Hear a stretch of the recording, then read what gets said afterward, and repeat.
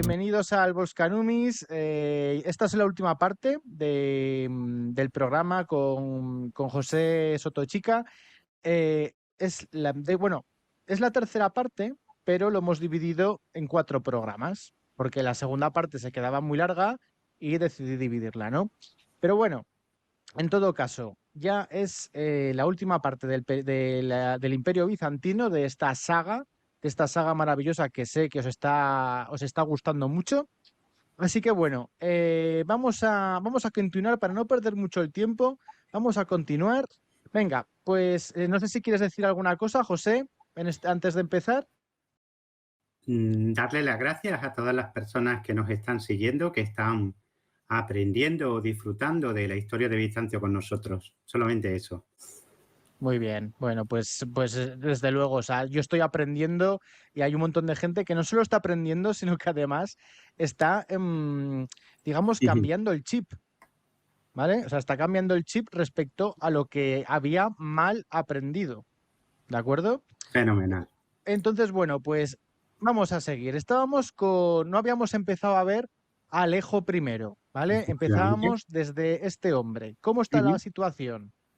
Bien, habíamos visto como en el año 1071 ese gran imperio que había dejado atrás de sí Basilio II, el matador de búlgaros, bulgaróctonos, pues se había derrumbado como un castillo de naipes en una gran batalla, Manzikert, en buena medida no tanto y no solo por la debilidad del imperio, que había ido viendo cómo sus bases sociales, económicas, militares habían sido socavadas por la nobleza militar y por la nobleza de funcionarios de la corte, ¿no? En esa lucha despiadada que mantenían entre sí, sino también por la traición, por la pura y dura traición, ¿no? Buena parte del ejército romano, del ejército bizantino, dejó solo al emperador romano Cuarto Diógenes aquel día en la batalla, ¿no? Fue capturado por los turcos, tuvo que pactar con ellos, lo liberaron y pues aquellos que debían obediencia al emperador, cuando regresó a ellos a Constantinopla, pues lo depusieron, le arrancaron salvajemente los ojos y al poco murió, ¿no? Aquello desató un auténtico apocalipsis, ¿no? Porque los turcos, aquel gran sultán Arnalskili, el león rojo, pues ya no se sentían obligados a mantener un pacto que habían firmado con el emperador depuesto, ¿no? Y comenzó la conquista, propiamente hablando, de Asia Menor, de lo que hoy forma el 90% del territorio de la actual Turquía, ¿no? Que hasta entonces pues había mantenido fuera del dominio de este nuevo pueblo llegado de Asia Central, los turcos Seljuk. Bien, pues estamos en un momento crítico porque se suceden los emperadores, porque hay golpes continuamente de Estado, porque hay guerras civiles, y es en ese mare magnum donde surge la figura de Alejo I Comneno. Alejo I Comneno es un hombre muy joven, es sobrino de un antiguo y efímero emperador, Isaac Comneno, que en el año 1057 había tratado de poner orden en el imperio, no lo consiguió, y de hecho arrojó la toalla y abdicó, ¿no? Y es un hombre astuto, es un hombre inteligente, es un buen soldado y con muy pocos medios va poco a poco medrando, va poco a poco alzándose en mitad de esas invasiones turcas, de esas guerras civiles y por último en 1081 se hace con el trono.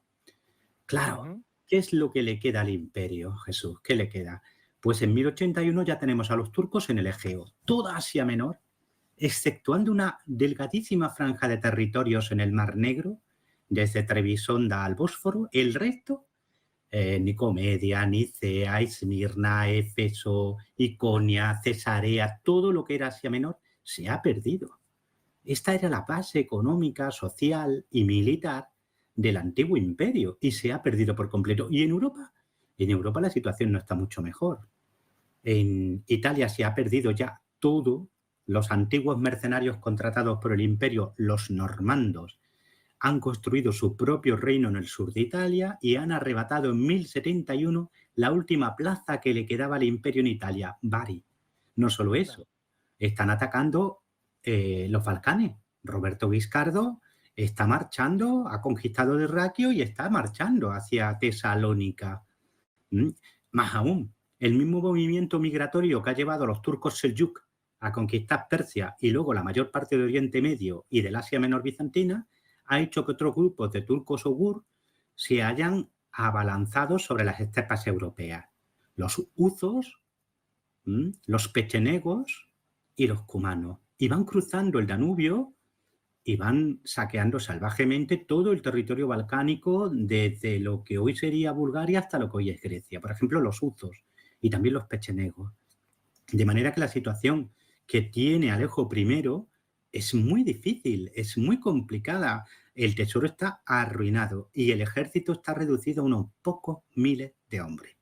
Si un observador hubiera aparecido en 1081, un observador militar, diríamos hoy, o político, y hubiera emitido un informe, habría dicho que era un imperio condenado a desaparecer. ¿Por qué no lo hizo? Por Alejo. Alejo es uno de esos hombres geniales que a veces aparecen en la historia, ¿no? De hecho, lo conocemos muy bien gracias a su hija, a Ana Comnena, porque esta mujer, aparte de ser una política brillantísima, muy ambiciosa, también fue historiadora.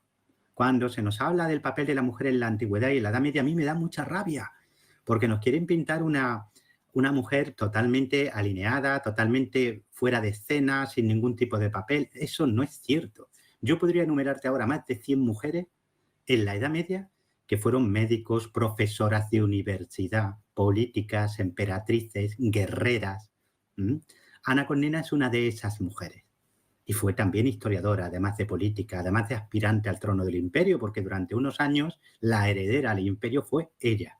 Luego nació su hermano Juan, con el que siempre mantuvo una disputa a muerte y quedó en un segundo plano. Pero nos dejó la biografía de su padre, La Alexiada, que es un libro delicioso en la que Ana nos cuenta la historia de su padre y de su época. Bien. Sí, ¿Qué sí, puede hacer Alejo?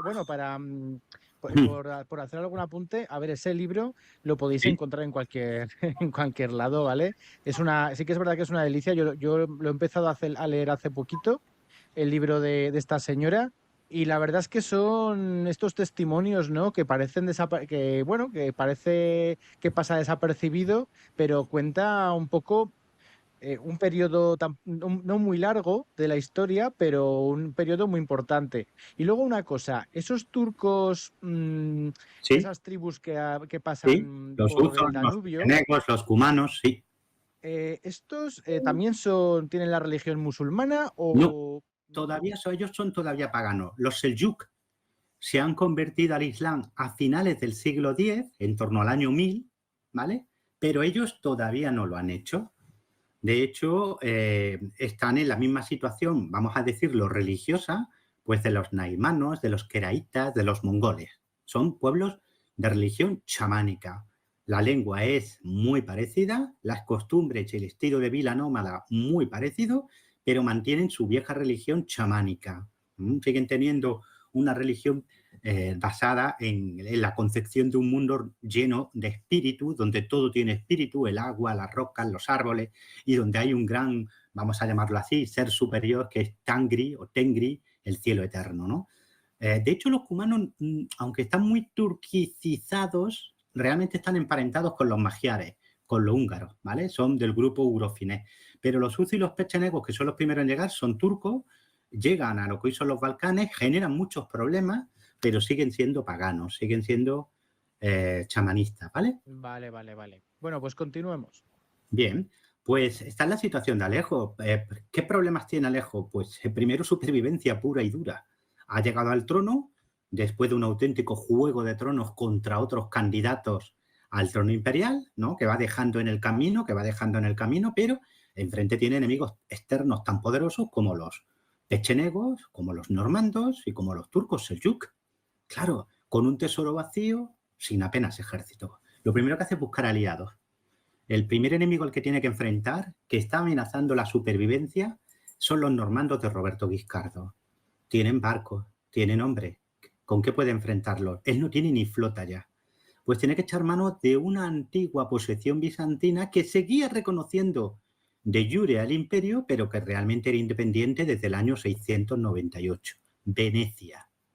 Concede a Venecia un montón de privilegios comerciales, privilegios aduaneros, a cambio de que le preste su ayuda, su flota, en la lucha contra los normandos. Gracias a esto y a la Guardia Varega es un cuerpo de 6.000 hombres que guarda al emperador, que está reclutado fundamentalmente entre escandinavos, noruegos, daneses, curonios, suecos, pueblos bálticos y pueblos escandinavos, pero también entre los rusos de la Rus de Kiev, ¿no? De la antigua Rusia, ¿no? Y gracias a la disciplina y a la lealtad de este cuerpo, a su habilidad estratégica y el apoyo de Venecia, pues va a conseguir al final vencer a los normandos. Primera victoria. Bueno, Sí. bien. Una victoria en un momento muy difícil, consigue mantener a los normandos al otro lado del canal de Otranto o del estrecho de Otranto que divide, ¿no? Que separa a Italia de Albania y de Grecia. Bien, segunda victoria. Los pechenegos. Los huzos primero, pero sobre todo los pechenegos han cruzado el Danubio y están saqueando las tierras balcánicas, que es lo último que le queda al imperio realmente, porque Asia Menor se ha perdido, ¿vale? Sí. Tiene muy pocas tropas, ha conseguido una victoria sobre los normandos, pero la situación es crítica y en 1092 el propio Alejo obtiene una gran victoria en el territorio de lo que hoy es Bulgaria, en Lubonium o Lebunium, sobre los pechenegos. Es una victoria de tal magnitud que no solo da muerte a miles de guerreros pechenegos, sino que captura también a miles y miles de guerreros pechenegos que inmediatamente alista a su servicio. Pues necesita guerreros y dice, bueno, estos 10, 12, 15.000 pechenegos que he tomado cautivos después de mi gran victoria, los alisto directamente en el ejército bizantino, en el ejército romano. Y una pregunta. Todos estos que alista, claro, es como, esta gente también tiene que cambiar el chip, ¿no? Porque han sido enemigos durante, digamos que mucho tiempo y de repente a formar parte de un ejército ajeno, pues digamos que no debe ser mucho de su gusto, ¿no? Sí, pero esta va a ser una de las características de Alejo. No solo es un gran general, sino que es un político brillante que sabe atraerse a su causa a antiguos enemigos. Fíjate que un dato que os voy a dar. El que va a convertirse en su mano derecha se llama Asouk y es un turco selyuk que crece como cautivo en su corte, y va a ser un hombre importantísimo durante su reinado y la mano derecha de su hijo Juan Calominos, Juan el Bueno, durante todo su reinado, Asouk. Es decir, la capacidad que tiene Constantinopla, la corte imperial, los emperadores de este periodo, que son los comnenos, de conseguir que antiguos enemigos, ya sean normandos, ya sean antiguos cruzados, ya sean turcos, ya sean pechenegos, de convertirse en gente muy fiel a su causa, es sorprendente. Esto es una de las características del imperio bizantino que hereda de Roma. Son imperios que, como no se basan ni en la etnia ni en la lengua, sino en la idea de un imperio universal, son capaces de integrar a todo el mundo. Los propios comnenos, el propio Alejo, era nieto de un antiguo guerrero valaco que llegó, valaco es lo que hoy sería Rumanía, que entró al servicio de Basilio II Bulgaróctono, se destacó como soldado, recibe tierras en Asia Menor y mira tú dónde termina su nieto, siendo emperador. Esa capacidad que tiene Bizancio para integrar gente que cultural, étnica, lingüísticamente no tiene nada que ver con él, es una de sus mejores características como imperio. Es una idea, la idea de Roma, la idea de lo universal, la idea de que tú, seas quien seas y vengas de donde vengas, puedes tener un puesto en ese imperio porque es un imperio que tiende o que quiere integrar a toda la especie humana bajo un emperador que sigue considerándose Cristo en la tierra. Vale, vale, vale. Sí, sí, sí. Evidentemente sí que es verdad que es una característica de la Roma bueno, occidental, como si dijéramos, ¿no? De la Roma que conocemos todos, que tenemos en mente, que esa Roma, pues es verdad que cuando conquistaba un territorio ejercía un papel bastante integrador en muchos aspectos, ¿no? Pero claro, estamos en una época en la que Alejo primero lo tenía bastante más difícil que muchos de sus antecesores, ¿no? Y consiguió por el tema de los venecianos y luego por la gran derrota de todos estos, ¿no? ¿Sí? Consiguió pues darle un poquito la vuelta a la situación, porque luego ya le queda el último, los de la tierra del Rum, ¿no? Los Sí, de los Seljuk, los claro. Seljuk. Ahora le queda esa tarea, que es la más importante. Ha Exacto, conseguido exacto. vencer a normandos y pechenegos que le estaban amenazando en Europa, ahora tiene que volverse a Asia. Aquí hay una cosa que le favorece. El gran imperio Seljuk de Arslan Kizlik, o Kili Arslan, el león rojo, se ha desintegrado en multitud de pequeños sultanatos. Todos están emparentados, todos son primos, para entendernos, ¿no? Todos rinden pleitesía al sultán principal que está en lo que sería Persia en Irán, en Irak, ¿no? En Mesopotamia y en Persia, ¿no? Pero digamos que se han desgajado en una miriada de pequeños señoríos, de pequeños emiratos. En concreto en Asia Menor ahora tenemos a los Danismen, que están en la zona norte, estaría el sultanato del Rum en el centro, estaría el sultanato de Cacha en Esmirna, en fin, aparecen distintos señoríos. Claro, Alejo dice, voy a tratar de aprovechar esa división, apoyándome en unos, atacando a otros, para ir reconquistando Asia Menor, ¿no? Una Asia Menor donde los turcos seguían siendo una pequeña minoría, donde la inmensa mayor parte de la población pues eran griegos, eran armenios, etcétera, etcétera. Bien, aunque ha conseguido victorias, su situación interna no es tampoco la mejor. Económicamente el imperio ha quedado muy dañado, los privilegios que ha dado a los comerciantes venecianos debilitan aún más el tejido, hoy diríamos industrial, comercial del imperio. Digamos que, y sobre todo tiene un problema que es soldado, necesita soldados. El antiguo sistema de reclutamiento basado en los temas, ¿no? En aquellos grandes distritos militares, ha saltado por los aires, de manera que se tiene que apoyar en el mercenariado, en contratar, en enrolar tropas. Claro, ¿qué te hace falta? Oro. Pasta. A lo que a ti te interesa, que es la moneda, el sólido áureo ha desaparecido. Los últimos sólidos dignos de ese nombre fueron acuñados en época de Miguel, si no me falla la memoria, VII Ducas, ¿vale? De hecho, se le llamaba Migueles. Y se acuña una nueva moneda de oro, pero con una ley bastante menor, ¿vale? A veces del 50% solamente. Se llama Besante. Uno de los nombres por los que se conoce es Besante, ¿vale? Bien. Claro, te hace falta oro y Alejo no está sobrado de oro. ¿Hacia dónde se vuelve? Esto es muy interesante. Se vuelve hacia Occidente. Escribe una carta al Papa, a la sazón Urbano, el mismo Papa que ha obligado al emperador del Sacro Imperio a postrarse, bueno, él no, su antecesor, a postrarse, ha conseguido una victoria en la querella de la investidura, ha conseguido imponer la fuerza del papado al imperio de Occidente, al Sacro Imperio, ¿no? Y Alejo le escribe una carta en la que le reclama que haga un poco de intermediario y que le envíe, hombre. Sí. Claro, problema, que el Papa no le va a enviar unos cientos de mercenarios. Lo que va a hacer es predicar una cruzada.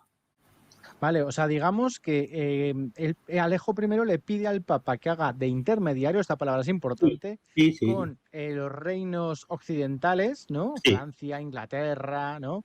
Sí. Y que estos le aporten tropas para luchar contra los turcos. De hecho, algunos nobles lo hacen. Hay nobles que desde lo que hoy sería Francia, por ejemplo, si no me falla la memoria, Roberto de Flandes, por ejemplo, que parten, se enrolan como mercenarios con sus tropas al servicio de Alejo y combaten por Alejo. Pero el Papa da un paso más allá, sin que nadie se lo esperara. No era lo que quería Alejo, ¿vale? Pero en el año 1095, en Clermont-Ferrand, en lo que hoy sería Francia, pues da un grito que va a ser repetido por toda Europa. Deus lo vol. Dios lo quiere. Es la predicación de la primera cruzada, ¿vale? Y esta primera cruzada es muy especial porque aquí no hay reyes. Aquí lo que hay son nobles, algunos muy poderosos, Roberto de Normandía, Bohemundo, Tancredo, o sea, Roberto digamos, de Flandes, José, Esteban de Blois. ¿Qué? Estos nobles, claro, los reyes no se llegan a implicar. No, en la primera cruzada no se implican reyes. Porque digamos que ellos, bueno, pues dicen, bueno, a ver qué pasa, ¿no? O sea, pues se van los nobles, ¿no? Y ya a ver qué pasa, ¿no? Sí. A ver, son nobles, algunos de ellos con tanto poder o más que lo que tenían. Por ejemplo, Raimundo de Tolosa, pues que era señor de Aquitania y de Gascuña y de otros muchos lugares, probablemente tenía más hombres y era más poderoso que el rey de Francia en ese momento, ¿vale? Sí. Pero es una cruzada popular también, porque al contrario que las siguientes cruzadas, esta cruzada es de verdad. Es decir, la gente se lo creyó. No va a Oriente al principio, luego sí, ¿vale? No va a Oriente en busca de riquezas. Va a Oriente siguiendo una chispa espiritual que ha encendido el Papa. Se lo creen, ¿vale? Aunque nos parezca increíble, se lo creen. Y muchos se alistan con esa fe. Y se parte a la cruzada. Lo que pasa es que esto no es lo que había pedido Alejo. Cuando Alejo en Constantinopla, 2 años más tarde, ve llegar a los cruzados, por cierto, Ana Colmenero lo describe muy bien, describe esa fascinación, pero al mismo tiempo esa repulsión hacia estos occidentales que a sus ojos son bárbaros, para ellos son solo bárbaros, porque es que además lo eran, comparados con ellos, ¿vale? Claro. Pues claro, se ven desbordados. Esto no es lo que habían pedido. Ellos habían pedido mercenarios y les llegan docenas de miles de gente violenta, difíciles de contentar, difíciles de administrar. Alejo se las vio y se las deseó. Lo primero que intenta hacer Alejo es: voy a conseguir que estos grandes nobles que traen cientos, miles de soldados a mi tierra me juren fidelidad, porque si no lo que estoy metiendo son ejércitos que en un momento dado se pueden revolver contra mí, como terminaron haciéndolo, ¿vale? Sí, Los está sí, sí, intentando sí. poner a su servicio y lo hace obligándolos con la logística a que le juren fidelidad. ¿Por qué con la logística? Porque como están en territorio bizantino necesitan comer, ¿no?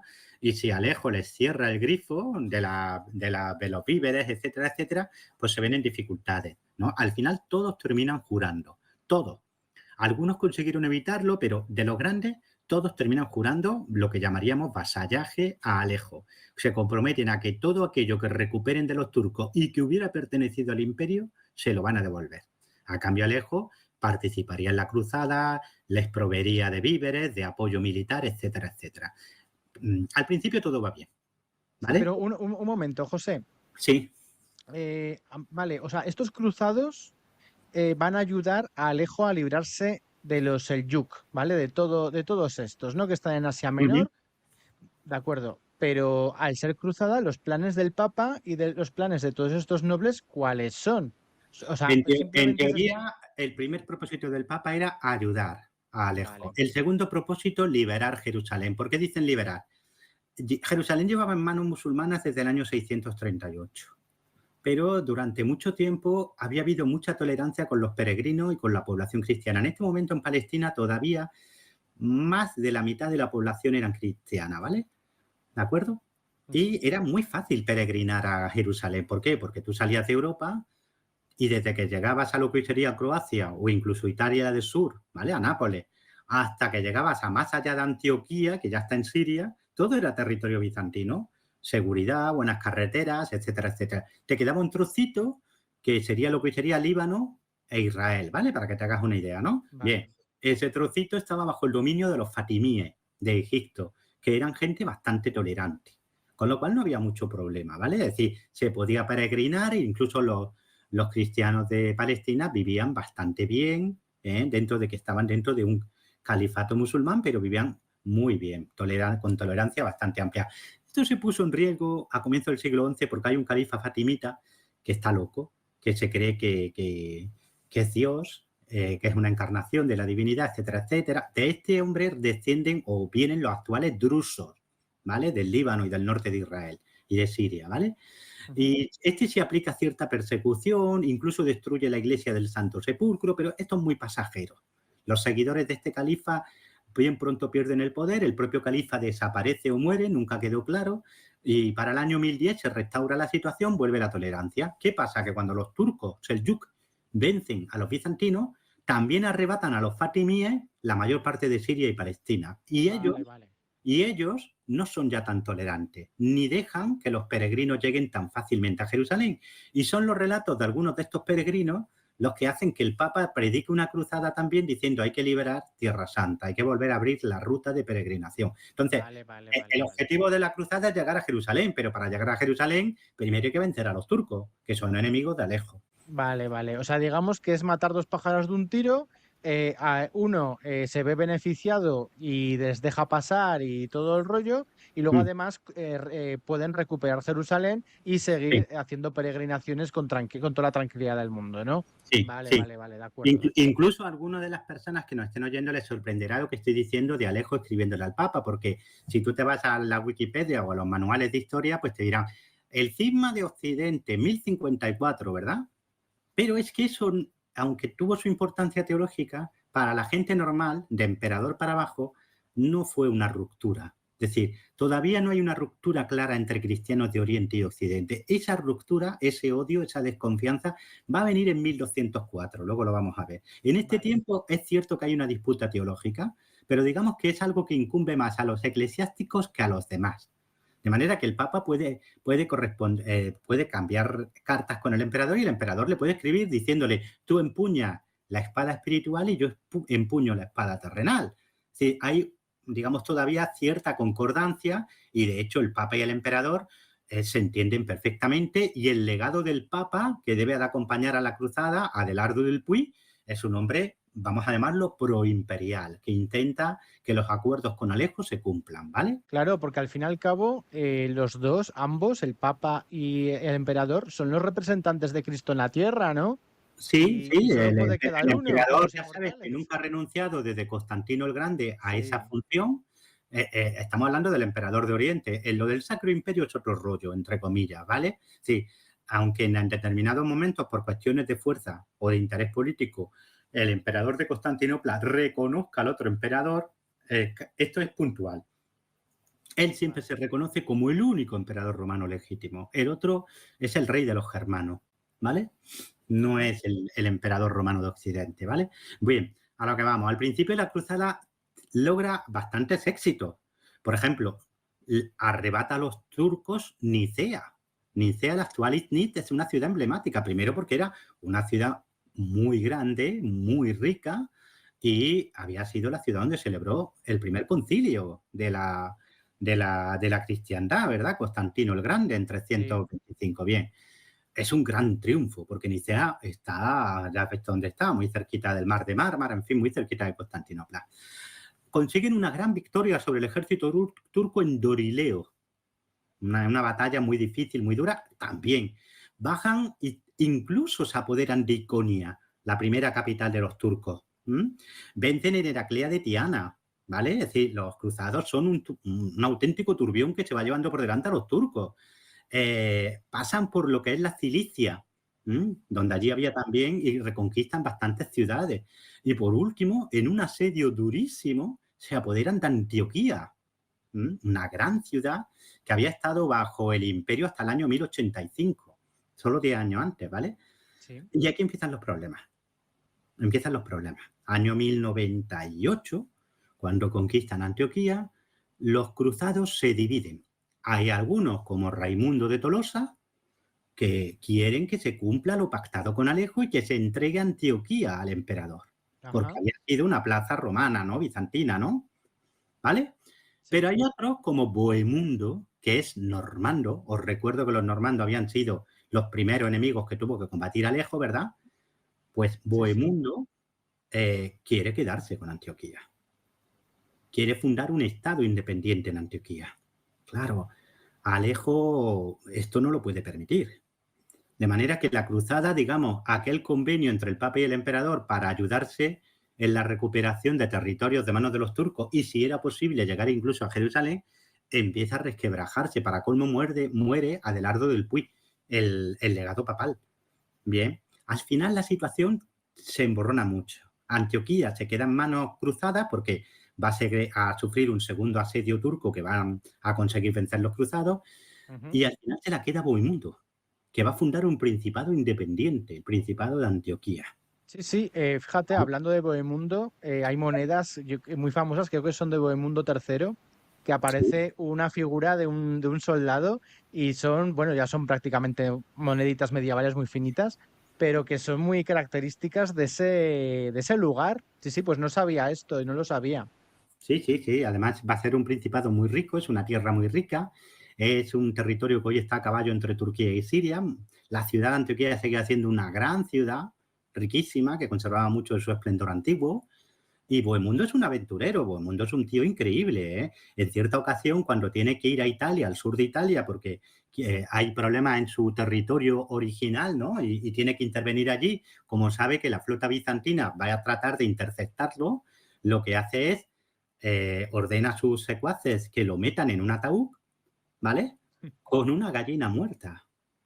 ¿Mm? ¿Por qué dirás por una gallina muerta? Porque la gallina va a Por el pestar, olor, ¿vale? ¿no? Y todo el mundo que se acerca al ataúd que están llevando a Italia de vuelta va a Ah, considerar que dentro va un muerto. claro, Y claro. así viaja Bohemundo hasta el sur de Italia, ¿no? Este hombre Qué tan, listo. tan echado para adelante es el que se hace con Antioquía. Alejo, desde luego, se va a convertir en su enemigo mortal. La cruzada, por seguir con su historia, Sí. Raimundo, Godofredo de Bouillon, por ejemplo, Roberto de Flandes y Roberto de Normandía, Esteban de Blois y otros jefes cruzados siguen. Después de un asedio durísimo, conquistarán Jerusalén en un baño de sangre espantoso Y por último, en Ascalón, en 1100, vencerán a los fatimíes y se crea lo que va a ser el reino de Jerusalén, que al principio el que va a ser su primer soberano, entre comillas, que solo va a reinar muy poco, apenas un año, Godofredo de Bouillon ni siquiera va a querer ser llamado rey porque decía que cómo iba a nombrarse el rey en la ciudad donde había muerto Cristo, ¿no? Y se llama Avocati Santi Sepulcri, el abogado del Santo Sepulcro, el defensor del Santo Sepulcro, ¿no? Pero ya su hermano Balduino, que va a ser también un hombre muy ambicioso, que se ha hecho con otro territorio, que tenía que haber devuelto al imperio y no devolvió, que es Edesa, la actual Urfa o Urfa, ahora le han cambiado el nombre otra vez, pero bueno, Edesa, ¿vale? Va a ser el primer, de verdad, rey de Jerusalén, Balduino I de Jerusalén. Bien. Porque un inciso, perdona que te corté. Jerusalén estaba también en el trato con Alejo. Sí, todo lo que era territorio imperial, os recuerdo que este territorio lo ha perdido el imperio en 638, e en teoría los cruzados no van a Oriente a fundar estados, van a cumplir una promesa, que es liberar el Santo Sepulcro y ayudar a los cristianos de Oriente. La idea de fundar estados es cuando ven que allí hay riqueza, que es un sitio que supera mucho a su occidente, del que vienen ellos. Ellos vienen de un mundo muy pobre todavía y se encuentran con ciudades como Antioquía, como Constantinopla, ¿vale? Deslumbrantes para ellos. Si tú hubieras ido, ¿qué te digo yo?, a Milán o a París o a Londres en estos años, pues, pues claro, llegabas a Constantinopla, París tenía a lo mejor 20, 25 mil habitantes. Llegaba a Constantinopla, que tenía más de 1 millón de habitantes, pues imagínate, veías calles pavimentadas de mármol, con monumentos como la Atenea Promajos de 14 metros de altura en bronce, ¿no? Y pues claro, ¿cómo te quedabas? Te quedabas alucinando en colores, ¿no? Claro. Tú venías de ciudades con calles de barro, literalmente, donde no había saneamientos públicos, donde comparado con Oriente aquello era el atraso mortal, ¿no? Y llegas a un bizantino y árabe, claro. Además, José, estos también habían sangrado, ¿no? O sea, quiero decir que no sé los bizantinos cómo habían aportado en las guerras estas, ¿no? Para conquistar Jerusalén, que me imagino que los que más aportaron hombres y sangre serían los europeos, ¿no? Los que venían bueno, sí, europeos, claro, a ver, Occidente. Alejo estaba preparándose para seguirlo. De hecho, su ejército estaba en Filomelion. Aquí hay un problema, a ver, te lo cuento. Vale. Los cruzados siempre, para justificar la creación de su... dijeron que Alejo no había cumplido su parte del trato, que era apoyarlos, ¿vale? Esto no es cierto. La flota bizantina, por ejemplo, pues desembarcó víveres y bastimentos en San Simeón, que es el puerto de Antioquía, para ayudarlos, por ejemplo, o les apoyó en Cilicia, ¿no?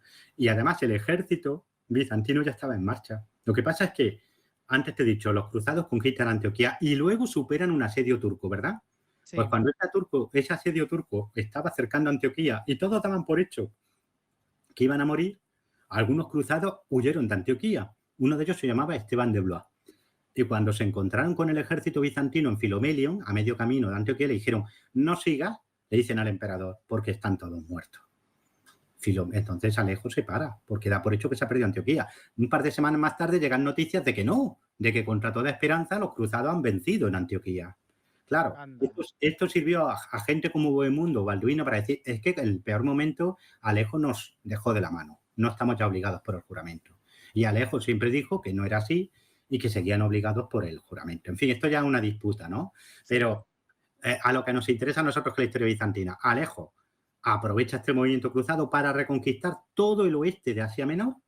Se va a reconquistar Esmirna, Efeso, Nicomedia, la zona de Antioquía del Meandro, de Halicarnaso, todo el tercio occidental de Asia Menor, ¿vale? Es recuperado por el imperio.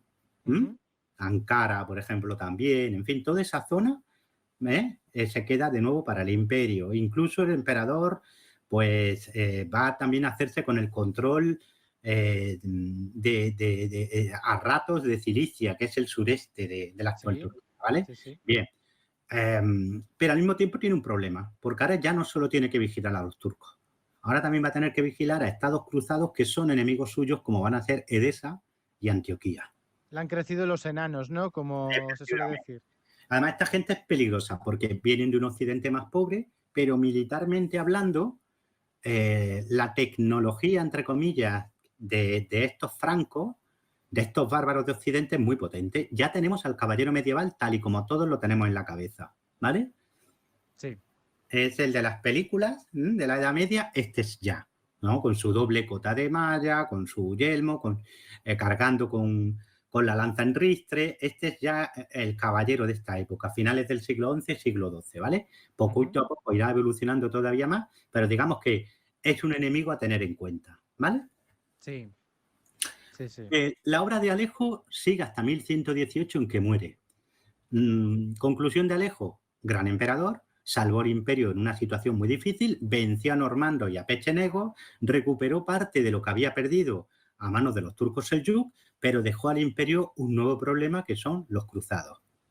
Claro, estos cruzados, además del Reino de Jerusalén y lo de Antioquía, qué más cosas hicieron allí? ¿Qué más territorios? Pues Raimundo de Saint-Gilles, que se había mantenido fiel al emperador, pues terminaría con el tiempo haciéndose con un condado que es el de Trípoli, a grosso modo, para que se me entienda, lo que hoy es Líbano, ¿vale? Ujú. Entonces, habría 4 grandes estados cruzados. Edesa, en lo que hoy sería la frontera de Turquía y Siria, con Irak, ¿vale? Sí. Antioquía, en lo que hoy sería la frontera de Turquía y Siria, Trípoli, en lo que hoy es Líbano, y el Reino de Ujú. Jerusalén, que ocuparía todo lo que hoy es Palestina e Israel, más parte de lo que hoy es Jordania, ¿vale? Ese Vale, reino es el Reino de Jerusalén. vale, vale, vale. Bueno, pues aquí tenemos a este gran Alejo I y bueno, este hombre, ¿cómo muere? ¿Muere plácidamente en su cama? ¿Es Muere en asesinado? su cama, pero muere asediado por problemas porque tiene junto a él en el lecho de muerte a 2 mujeres formidables, que son su mujer y su hija Ana. ¿Y qué es lo que quieren estas 2 mujeres formidables? Que les deje el trono al marido de Ana con Nena, la historiadora. Y lo Sí, están asediando en el lecho de muerte y diciéndole, no se lo puedes dejar a Juan, no sé, Juan es su hijo, ¿vale? Porque sí, sí, ambas sí, sí. querían que fuera el yerno y no el hijo quien heredara el trono. ¿Y qué hace Alejo? De forma secreta, sin que lo vea ni su mujer ni su hija, le entrega el sello a uno de sus hombres de confianza para que se lo entrega directamente a su hijo. Su hijo entra, acabo de recordarlo, y cuando ves a su padre que de forma muy discreta le desliza el sello, el anillo imperial, ¿vale? Y Juan rápidamente se presenta ante los varegos y se hace con el control del palacio y Ana pierde la partida, ¿vale? De hecho, tanto ella como su marido se van a dedicar a partir de entonces a ser historiadores. Brienio, que era su marido, y ella van a ser 2 magníficos historiadores. Y quien va en contra de su madre y en contra de su hermana, pero siguiendo el dictamen de su padre, es Juan. Juan va a ser uno de los mejores emperadores de la historia bizantina.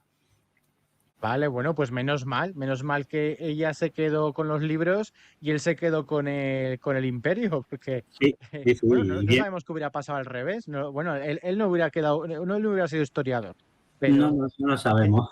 pues no lo sabemos, pero ella no sabemos cómo habría sido de gobernando, ¿no? No lo Em, sabemos. Era una mujer muy entonces, inteligente, desde luego. claro, claro, pero oye, y del marido que dices que también fue historiador, ¿ese se Él no conserva quería alguna ser cosa? emperador. No, él no quería ser emperador. Era su mujer quien quería ser Sí, sí, emperador. pero se conserva, no, historiador, Sí, historiador. sí, tienes la historia, la puedes leer, además está editada y traducida por el Centro de Estudios Bizantinos, ¿vale? La historia de Brienio. Y la de De Ana él. también la tenía en español, ¿vale? Ah, Brienio. vale, vale. O sea, ¿Vale? no solo existe la de ella, sino que además existe la de él. Sí, sí, sí, sí, claro, sí, sí, la tenéis. Anda. De este periodo conservamos muchísimos textos y muchos de ellos el Centro de Estudios Bizantinos de Granada los ha ido traduciendo al español, otros están por traducir, pero digamos que es una época muy rica en documentación, ¿vale? Lo Y sabemos todos. hablarían muy bien de su sobrino, ¿no? O su, De Alejo, de no, su hermano, no, dice, de su hermano. de su hermano Juan, no habla muy bien. Ella no. Él sí, él no habla mal. Él era un tipo simpático, pero claro, su mujer era de armas tomar, ¿no? Claro. Como la mujer de Esteban de Blois. Esteban de Blois tiene una mujer, Adela, Adela, creo que era Adela de Vermandois, que era su mujer. No, Adela de Normandía. Y cuando el pobre Esteban de Blois deserta de la cruzada y dice, yo me vuelvo a mi casa, estoy harto de cruzada, ¿vale? Deja Antioquía y se vuelve para cruzar todo el mundo hasta Francia. Y cuando llega a su condado, a Blois, su mujer le dice, ¿qué haces aquí? Pues nada, que me he vuelto de la cruzada. No, no, no, no, no, ¿qué van a decir de nosotros, nuestros vecinos? Tú te vuelves. Esto es divertidísimo, pero lo cuentan en sus cartas, los dos, ¿sabes? Adela y Esteban. Tú te Sí, vuelves sí. ahora mismo para Oriente. Y el pobre Esteban se tiene que dar la vuelta y volver a Jerusalén y terminaría muriendo en Ascalón en 1100 combatiendo a los fatimíes. Esto es una historia real y la conocemos por los protagonistas, por Adela y por Esteban de Blois. O sea, por ambos, ¿no? Sí, sí, sí, sí. Sí, sí. El mundo de la Edad Media no era tan diferente del nuestro. La gente era como nosotros. A veces se nos olvida, ¿no? Hombre, los condicionamientos culturales, los religiosos están ahí, ¿no? Pero digamos que es que las cosas eran más complejas porque eran cosas relativas al ser humano, ¿no? Y Juan igual, Juan Calamino, Juan el Bueno, Juan el Negro, que son los dos nombres que le van a dar porque era muy moreno, va a ser un magnífico emperador, ¿vale? Va a convertir Bizancio de nuevo en un imperio próspero. Si su padre lo ha salvado, él lo va a convertir en una potencia próspera económicamente hablando. Para contrabalancear a los venecianos, se apoya también en otras repúblicas marítimas italianas, Amalfi, Pisa, Génova, a las que concede privilegios también comerciales en un intento por aminorar la importancia de Venecia. ¿Vale? Va a conseguir también imponerse a pueblos balcánicos que estaban buscando, entre comillas, su independencia, como los serbios. Va a enfrentarse a los húngaros. Hungría se está convirtiendo en un gran reino, no solo en la Hungría actual, sino que ocupaba también todo lo que hoy es Eslovenia, Croacia y buena parte de Bosnia y de Rumanía, ¿no? Y se va a enfrentar a los húngaros, los va a vencer, etcétera, etcétera, ¿vale? Y, por supuesto, va a continuar luchando contra los turcos. Va a reconquistarles muchos territorios en Asia Menor, ¿vale? Y lo otro que va a hacer Juan también es poner orden en las cruzadas, porque las cruzadas van a seguir llegando, ¿eh? Vamos a tener la Segunda Cruzada, vamos a tener también algunos movimientos cruzados independientes que no nombramos como cruzadas, pero que hacen que miles de personas vayan desde Occidente hacia Oriente y causen problemas. Y Juan va a saber administrar estos movimientos cruzados y de alguna manera ponerlos al servicio del imperio, ¿vale? Sí, sí, sí, sí. No, no, a ver, muy... o sea, de repente en 100 años o en menos ha Uh cambiado -huh. la cosa, pero brutalmente. O sea, el Imperio Bizantino estaba al bordecito de caer directamente por tres frentes y de repente, pues en un plis plas, gracias a un buen emperador y a la fortuna entre comillas, porque hay una parte que, bueno, puede ser fortuna y puede ser también lo que hemos dicho antes de que pueden crecer los enanos, ¿no? Pero Sí, bueno, dentro de lo que cabe, yo creo que ha salido bien. O sea, la sí, jugada ha sí, salido bien y este salió muy hombre, bien. claro, y este Salió muy hombre bien. pues ha conseguido, bueno, pues de alguna manera lo que su padre hizo, que fue volver a ampliar otra vez sus fronteras pues ir consolidando, ¿no? Digamos un poco, a ver, no vamos a compararlo, pero Trajano era el gran guerrero que llegó al máximo, ¿no? Y Adriano fue el que empezó a consolidar un poco eso, ¿no? Pues digamos que el hijo pues es el continuador de la obra de su padre. Sí, la amplía, la fortalece. Económicamente, ya te digo, el imperio vuelve a ser una potencia, navalmente construye una gran flota, el imperio vuelve a tener una gran flota, vuelve a ser la primera potencia naval del Mediterráneo, el ejército bizantino se convierte en un ejército profesional de primer orden, capaz de movilizar en una sola campaña 35, 40.000 hombres en un solo ejército, para no depender solo de los mercenarios, tanto Alejo como Juan van a crear una noya, que es que se le ceden muchas tierras a determinado noble a cambio de que se presente armado como caballería pesada junto con un grupo de hombres al llamado del emperador. Son los pronoyarios, ¿vale? José, No es el que se ha sistema cortado, feudal. perdona, que se ha cortado un poquito cuando has dicho Sí, el nombre de lo que estaba... pronoya es como se llama el sistema. Yo te Sí. entrego a ti tierras y a cambio, cuando yo te llame, te presentas tú con un grupo de caballeros armados a tu expensas y te integras en el ejército imperial. A eso se le llama pronoiario, ¿vale? La Vale. pronoia no es exactamente el sistema feudal, occidental, pero tiene algunos rasgos comunes con él, ¿vale? O sea, está un poco entre los temas y el Y, sistema feudal. exacto, bien, sí. Estaría a medio camino del soldado estratíota de los temas y del noble feudatario occidental que recibe tierras a cambio de fidelidad y de servicio militar, ¿vale? Claro, Algo porque se intermedio. había dejado el cascarón vacío, ese de Asia Menor, ahora que se ha vuelto a recuperar, no quieren caer en los mismos errores del pasado, pero actualizando el sistema, no volver atrás con el sistema de los temas, pero acercándolo un poquito a lo que es el sistema feudal occidental, ¿no? Digamos. Efectivamente, efectivamente. Estas Vale. son las mejoras que hace Juan. Juan va a morir, va a conseguir también que los príncipes de Antioquía, los príncipes cruzados de Antioquía y de Edesa, le juren fidelidad. Va a entrar en Antioquía teniendo como vasallo al príncipe de Antioquía, que no son buenos vasallos, ¿vale? Que no te puedes fiar de ellos, pero digamos que impone su autoridad de alguna manera política sobre estos estados cruzados de Oriente. Y hubiera conseguido su conquista definitiva. De hecho, conquistó, por ejemplo, Cilicia.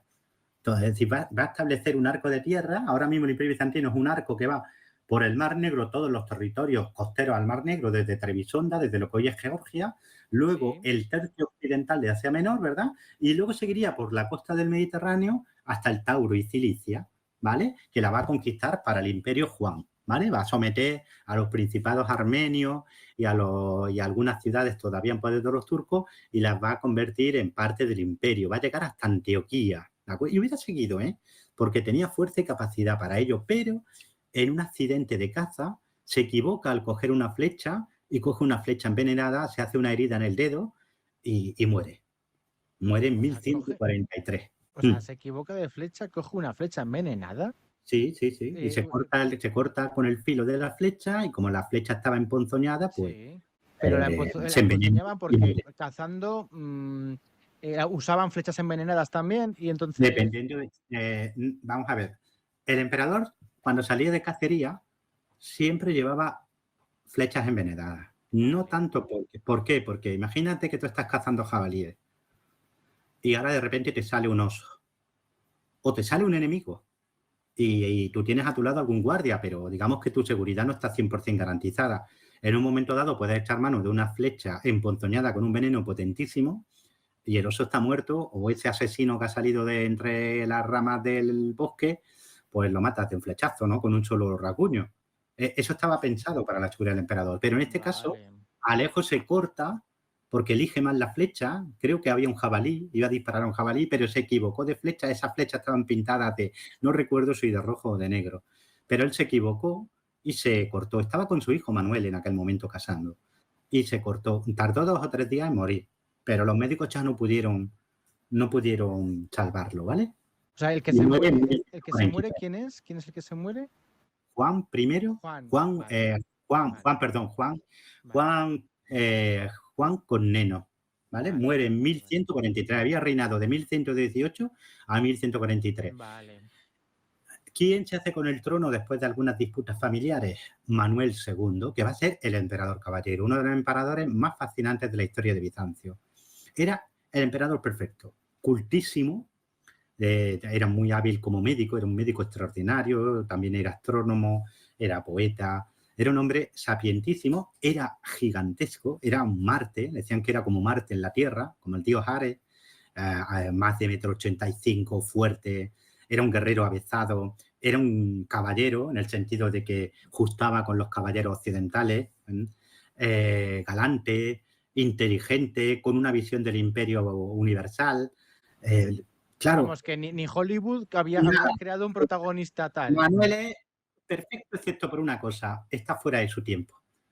Él sueña con un imperio universal y por lo tanto va a llevar al imperio a un estrés que ya no tiene recursos para eso. Porque él quiere estar en todos lados. Quiere seguir mientras que su padre se había concentrado en 2 cosas. Mantener a Hungría dentro de los límites, es decir, que Hungría no me coma territorio en los Balcanes. 2, ir recuperando territorio de los turcos e imponer mi hegemonía a los cruzados. Asia Menor tenía que ser el centro de mi política, porque Asia Menor hay que recuperarla. Esa era la política de Juan. La política de Manuel, en todos lados. En Hungría, en Asia, con los cruzados, en Italia, contra Venecia, contra... claro, es demasiado pollo para tan poco arroz, ¿no? Como dicen en mi tierra, ¿vale? O al revés, o demasiado arroz para tan poco pollo, como queréis decirlo, ¿vale? Lo cierto es que Manuel, que va a reinar mucho tiempo, 1143-1180, es uno de esos emperadores que aparentemente todo es perfecto. El imperio tiene un despliegue de poder y un despliegue de magnificencia increíble. Culturalmente hablando, es una época brillantísima. Es el segundo humanismo bizantino. Si tú ves las pinturas de esta época, te queda, como diciendo, esto es de 1150, pero sí parece un fresco italiano de 1400, ¿vale? Claro, Culturalmente es porque una potencia. habíamos visto en otro Ujú. programa que cuando hablábamos del renacentismo, ¿no? Que Sí, en Bizancio, porque este hombre tiene un perfil humanista, o sea, está claro, o sea, es claro, un hombre que en es, Bizancio no hace falta renacimiento porque nunca ha habido claro, apagón, claro, ¿me entiendes? claro, sí, sí, sí, Entonces sí, nunca han sí. perdido ni el arte, ni la filosofía, ni la ciencia, ni nada de Por nada. eso que tiene un perfil tan diferente, por ejemplo, a, yo qué sé, si lo comparamos con Ricardo Corazón de León o tal, ¿no? O sea, Ricardo Corazón de León es un hombre básico a comparación de, entre comillas, Claro, entre sí, sí. comillas, a A Ricardo comparación Corazón de León, tú no te los hubieras llevado de cerveza ni a comer, porque era claro, gente, claro, ¿entiendes? Manuel no hubiera desentonado, ¿vale? Manuel hubiera sido el perfecto invitado. ¿Por qué? Porque era gente que tenía detrás, literalmente, más de 1000 años de cultura. Entonces, es otro mundo. El mundo de Constantinopla es otro mundo. Es una Edad Media que no tiene nada que ver con lo que tú y yo entendemos por Edad Media en nuestro imaginario colectivo de Hollywood, de las novelas, de lo que nos han contado en el cole. La Edad Media de Bizancio no se parece a esa Edad Media, ¿vale? Es una Edad Media donde la gente sigue leyendo a Homero o sigue debatiendo sobre los textos de Aristóteles, de Plotino o de Platón, ¿entiendes? O sigue sí, leyendo a Tucídides, o sigue copiando a Heródoto, o sigue sabiendo que el Sol no es el centro del universo, ¿vale? Sino que es una estrella y que la Luna gira alrededor de la Tierra y la Tierra gira alrededor del Sol. Eso no se ha perdido en Bizancio. sí, sí, No sí, hay, sí. no hay que redescubrir Ujú, nada porque nada se ha perdido, ¿vale? ujú. Sí, sí, Sabían sí, sí. calcular un eclipse de luna, sabían calcular un eclipse solar. Sí, todo eso sigue allí. Yo cuando lo comentaste las otras veces, claro, yo me estaba alucinado, porque por ejemplo el tema de las pinturas, o sea, claro, porque te imaginas siempre esas pinturas medievales, ¿no? Bastante poco equilibradas a nivel realista. Y claro, cuando dices, no, no, es que en Bizancio, es que si vieras tú lo que hacían en esta época, alucinarías. Claro, si Es- vosotros buscáis, por ejemplo, los frescos de Meteora, que es un monasterio que hoy está en Tesalia, en el centro de Grecia, son de esta época justo, ¿vale? Son del Ujú. siglo XII. Pues alucinas porque dices esto. Son humanistas. O si veis los de San Salvador Ancora, que son del siglo XIII-XIV, pues lo mismo. Bueno, Sí. a Manuel. Manuel desangra al imperio. Es decir, la fachada es alucinante. Constantinopla está en su máximo esplendor. Tiene 1.100.000 habitantes. Es una ciudad deslumbrante. Es el centro del mundo. La flota bizantina sigue dominando el Mediterráneo. ¿Vale? En los ejércitos, cuando Manuel se pone en marcha, deslumbrantes también. Pero está en todas partes. Guerrea en Italia. Vuelve a Italia, ¿eh? De hecho, llega a apoderarse de parte de Apulia, que es el tacón de la bota de Italia. Guerrea contra los normandos, guerrea contra Venecia, guerrea contra los húngaros, en lo que sería Bosnia, ¿vale? Se enfrenta también a los turcos seljut y a los Danismendi. Varias veces viaja a Antioquía para imponer su autoridad a los cruzados. ¿Qué problema de esta fachada tan brillante? Eh, que el imperio no tiene recursos para todo eso. De manera que en un momento dado, cuando aprieta demasiado, se encuentra con derrotas. Derrotas que, aunque Manuel trata de tapar, están ahí. Por ejemplo, contra los turcos, Sejud, en 1176, conduce un gran ejército, unos 40.000 hombres, y ese ejército es flanqueado por los turcos en un desfiladero que se llama Miriocéfalo, ¿vale? Y obligado a rendirse. Y aunque no es una derrota catastrófica, aunque al año siguiente Manuel consigue, por ejemplo, una victoria sobre los turcos, fue muy costosa en hombres y en oro. Y cuando 4 años más tarde Manuel muere, en 1180, dejando a un Ujú. niño de 13 años en el trono y a una mujer muy complicada porque era una mujer ambiciosa, pero era una mujer que no era inteligente. Si la ambición y la estupidez se mezclan, ya tienes un lío grande en un imperio, ¿vale? Claro. Pues, el imperio estaba literalmente desangrado. Necesitaba reposo, necesitaba tiempo. Y María, que es como se llama esta mujer, María Antioquia, no se lo da. María es una mujer que está más preocupada por el esplendor que por el gobierno. Su corte se convierte en una maravilla, pero el oro se le va entre los dedos. Su hijo es un perfecto inútil también y al lado tiene un primo, que es el primo de Manuel, que es un hombre brillante, pero sin escrúpulos. ¿De acuerdo? Un hombre Ya. sin escrúpulos. Claro, Vaya, vaya. tienes todos los ingredientes para Uf, que pase lo que tiene que pasar, ¿no? Que es que este hombre va a dar un golpe de Estado en 1182, Andrónico I, ¿vale? Se apodera del trono, ejecuta a la emperatriz. En 1183 se deshace del príncipe, se deshace del emperador legal, de Alejo, que tenía vamos, 15 lo mata. Sí, sí.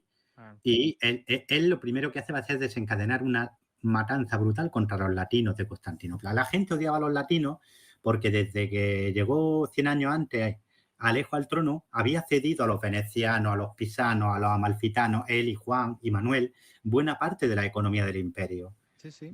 Residían en Constantinopla y eran los que controlaban el comercio y buena parte de la economía, pero no pagaban impuestos o pagaban muy poco y trataban de forma altanera a la población griega. Pues nuestro político, nuestro emperador Andrónico, como buen político, como si fuera un político del siglo XXI, lo que hace es atizar ese odio, ¿vale? Ese odio, ese temor, y consigue hacerse así con el trono. Pero claro, como has atizado tanto el odio, tienes que satisfacerlo. Y lo que hace es desencadenar unas matanzas terribles contra la población latina de Constantinopla. Sí, sí, sí, Al sí. mismo tiempo te invaden los normandos, que vuelven a la carga. Llegarán a saquear Tesalónica en 1185, la segunda ciudad del imperio. Y al mismo tiempo tienes a los turcos en Asia Menor, en fin.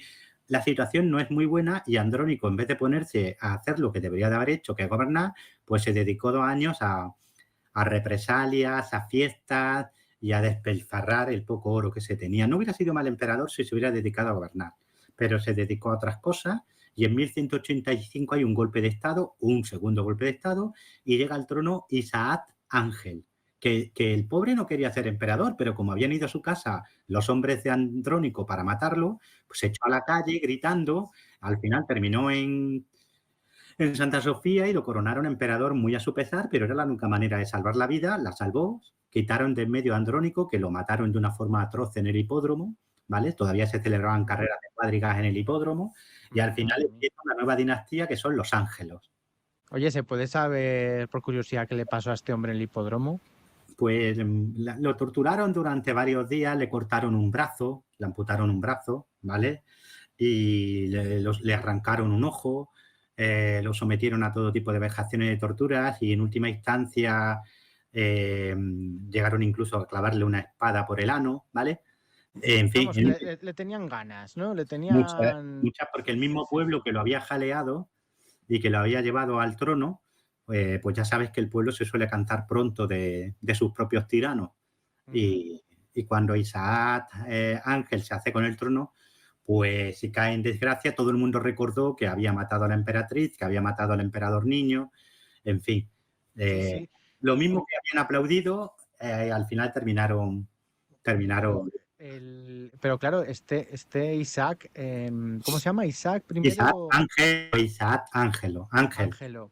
Este hombre que huyó del sitio donde estaba, ¿no? Y que acabó en Santa Sofía. O sea, fue una especie de carrera hasta huyendo hasta, Sí, sí, hasta Santa. buscando sagrado, buscando asilo, y al final él Ah, salió de su casa gritando, luchando contra los guardias que habían ido a buscarlo para ejecutarlo, para llevarlo delante de Andrónico, y al final, a azares del destino, pues termina sí, siendo sí. O emperador. sea, era además un buen luchador. O sea, tendría también su gente, claro, por Era un supuesto. hombre extraño, Isaac era un hombre extraño, tenía cualidades y tenía defectos, y ambos eran graves. Es decir, las cualidades eran muy buenas, era un hombre valiente, era un hombre arrojado, pero era un hombre bastante necio en cuestiones de gobierno. Entonces, Vale, los vale. años de Ángel van a ser un poco extraños. 1185, 1190 y algo, 1195, acabo de recordarlo. Va a tener muchos problemas.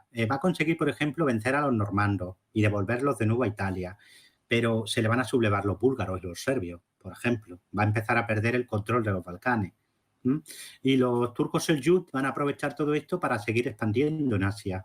Y, por supuesto, los cruzados ya se olvidan de Bizancio. Bizancio ya te está pasando por unos años muy complicados y los estados cruzados ya no le están prestando pleitesía a Bizancio, ¿no? Claro, claro. Al mismo tiempo, estamos en tiempos de la tercera cruzada ya, ¿vale? La tercera cruzada es la de Ricardo Corazón de León. Y en esa cruzada, por ejemplo, el imperio va a perder Chipre, que había sido previamente perdido por una revuelta interna, pero que se pierde definitivamente porque Ricardo lo conquista, ¿vale? Es una época extraña, ¿no? Donde el imperio no es ya una potencia de segundo orden, pero digamos que va camino de serlo. Claro, porque es que además le parece como que cuando empiezan las familias imperiales, en cuanto empiezan a hacer estas locuras, ¿no? De cargarse a la mujer, a no sé qué, y empezar a hacer como excentricidades, la otra pues se va de fiesta o tal.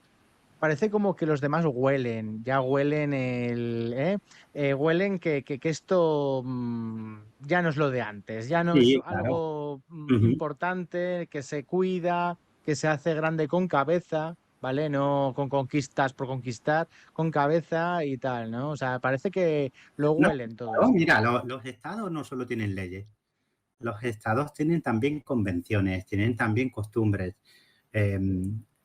Cuando alguien pisotea todo eso, al final abre una puerta que no puede cerrar.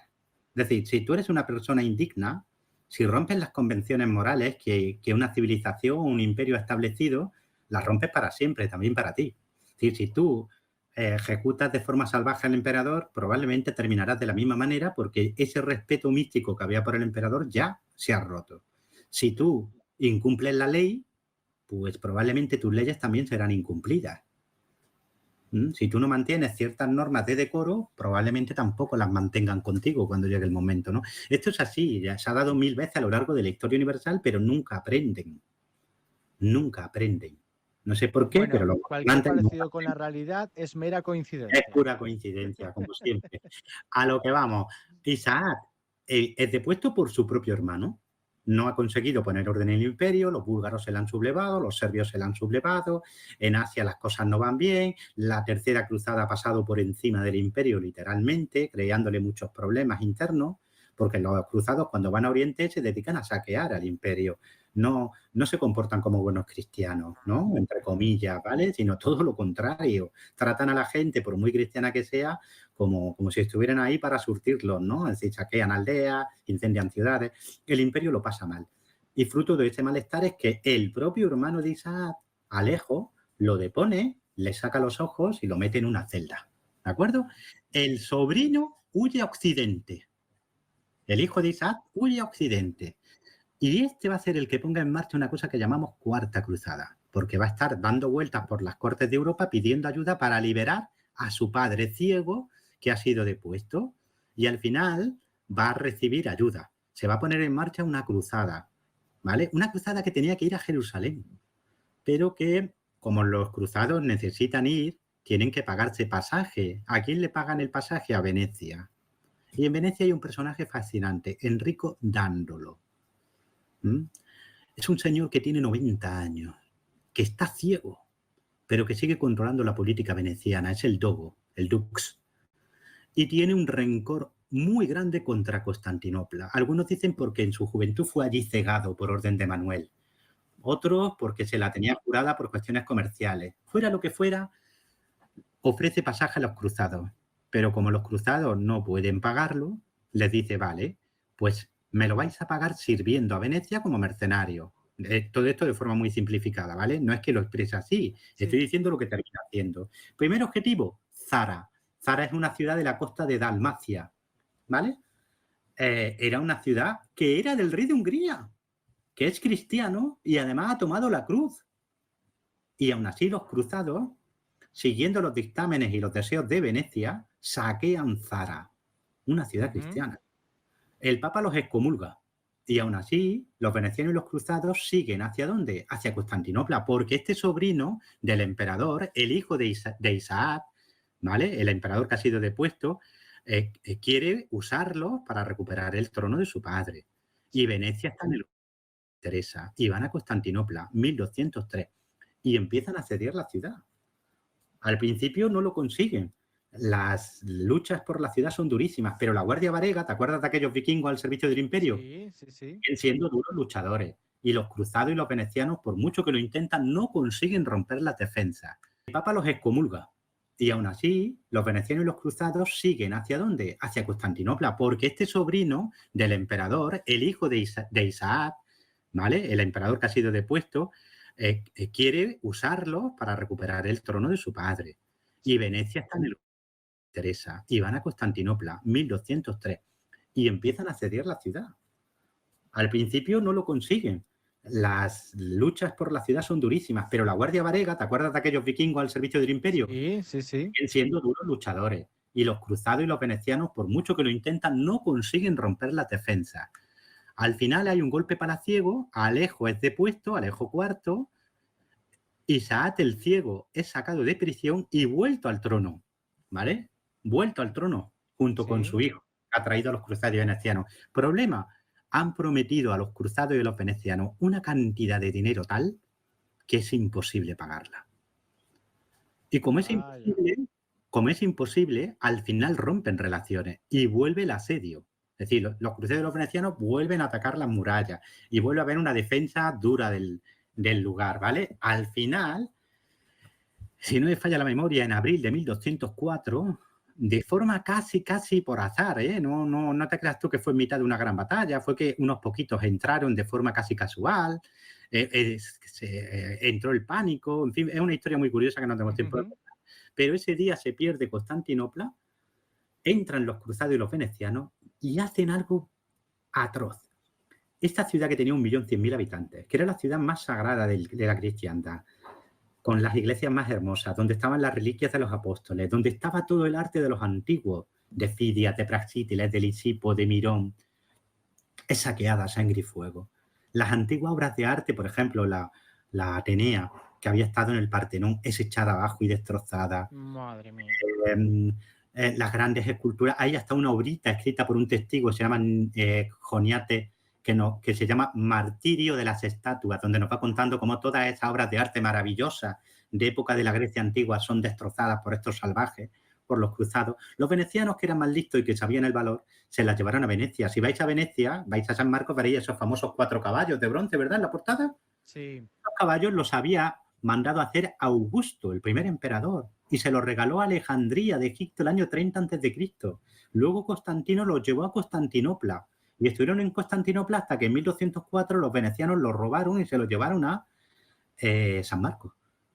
Y recordáis los tetrarcas de San Marcos, los tetrarcas, la escultura de Pórfido de 4 hermanos, estaba en Constantinopla, originalmente había estado en Gaza. Fue llevada a Constantinopla y de Constantinopla se la llevaron los venecianos a San Marcos.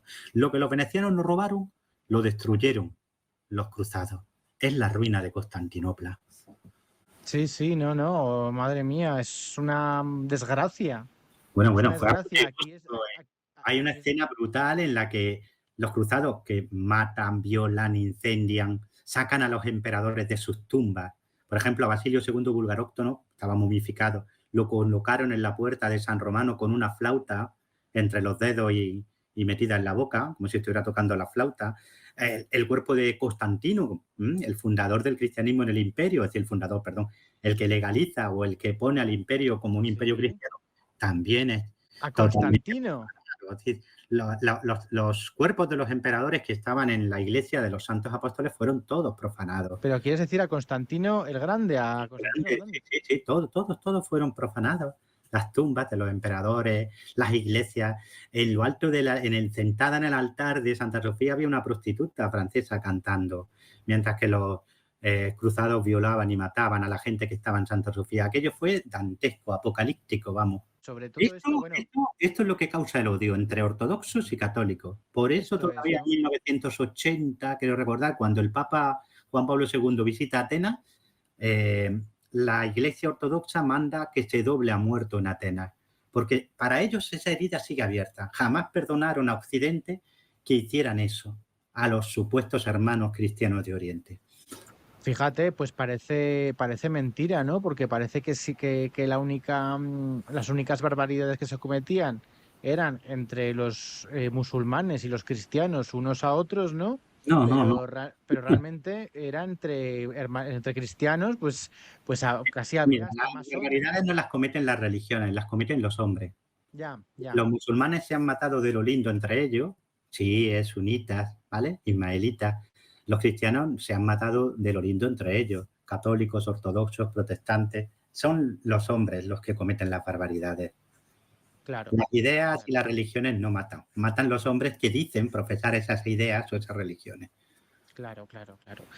Bueno, pues después de esto tan horrible y tan triste, porque realmente aquí es donde se empieza a perder eso que decíamos antes, ¿no? Todo ese legado de miles de años es cuando entran todos estos, ¿no? Todos estos Sí, salvajes. y los salvajes, la Cuarta Cruzada, se crea un nuevo imperio que llamamos, bueno, que de imperio tiene el nombre, que llamamos Imperio Latino de Constantinopla. El Papa que había excomulgado a los latinos, a los cruzados les levanta la excomunión.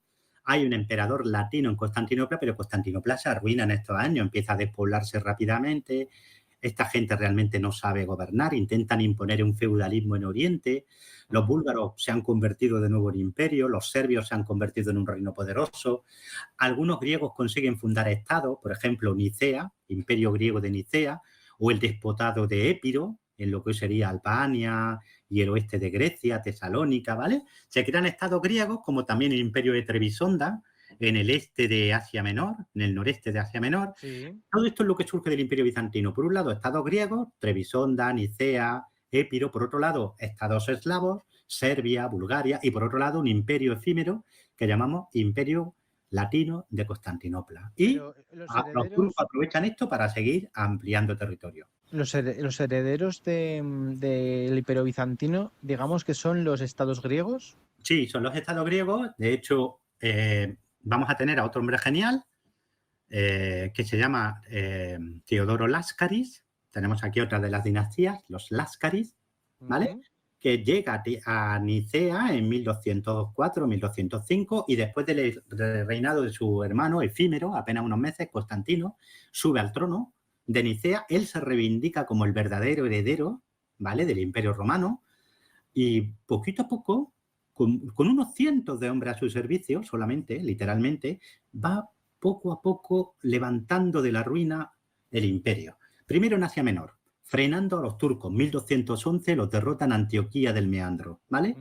Y va recuperando buena parte del Asia Menor occidental, Éfeso, Esmirna, Nicomedia, toda esa zona, ¿vale? Se enfrenta a los latinos y les va quitando territorios primero en Asia, hasta conseguir expulsarlos de Asia, ¿vale?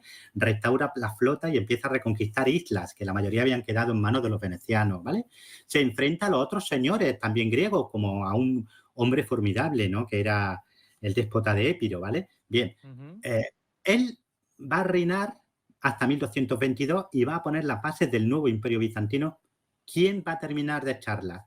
Su yerno, Juan Bataxés, que va a reinar hasta 1254, que va a convertir de nuevo la flota bizantina en una gran flota, que se va a apoderar del territorio de Épiro, digamos, del reino griego rival, ¿vale?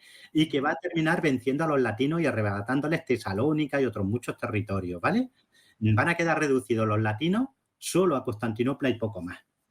1254. Y va de nuevo a darle al imperio una economía sólida.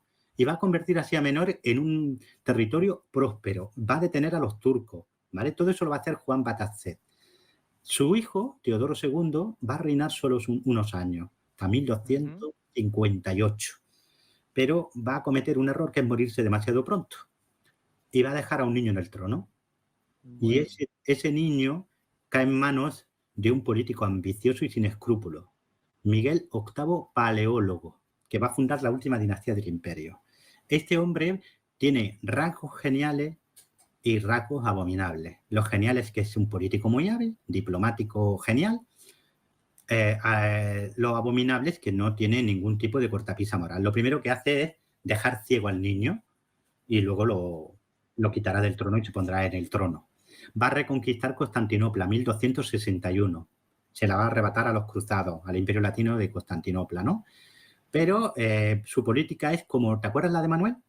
Sí. Demasiado ambiciosa. Miguel VIII ha logrado triunfo, pero centra toda su política en Occidente, en frenar a los angevinos, que han conquistado el sur de Italia a los normandos, a la dinastía normanda, Sí.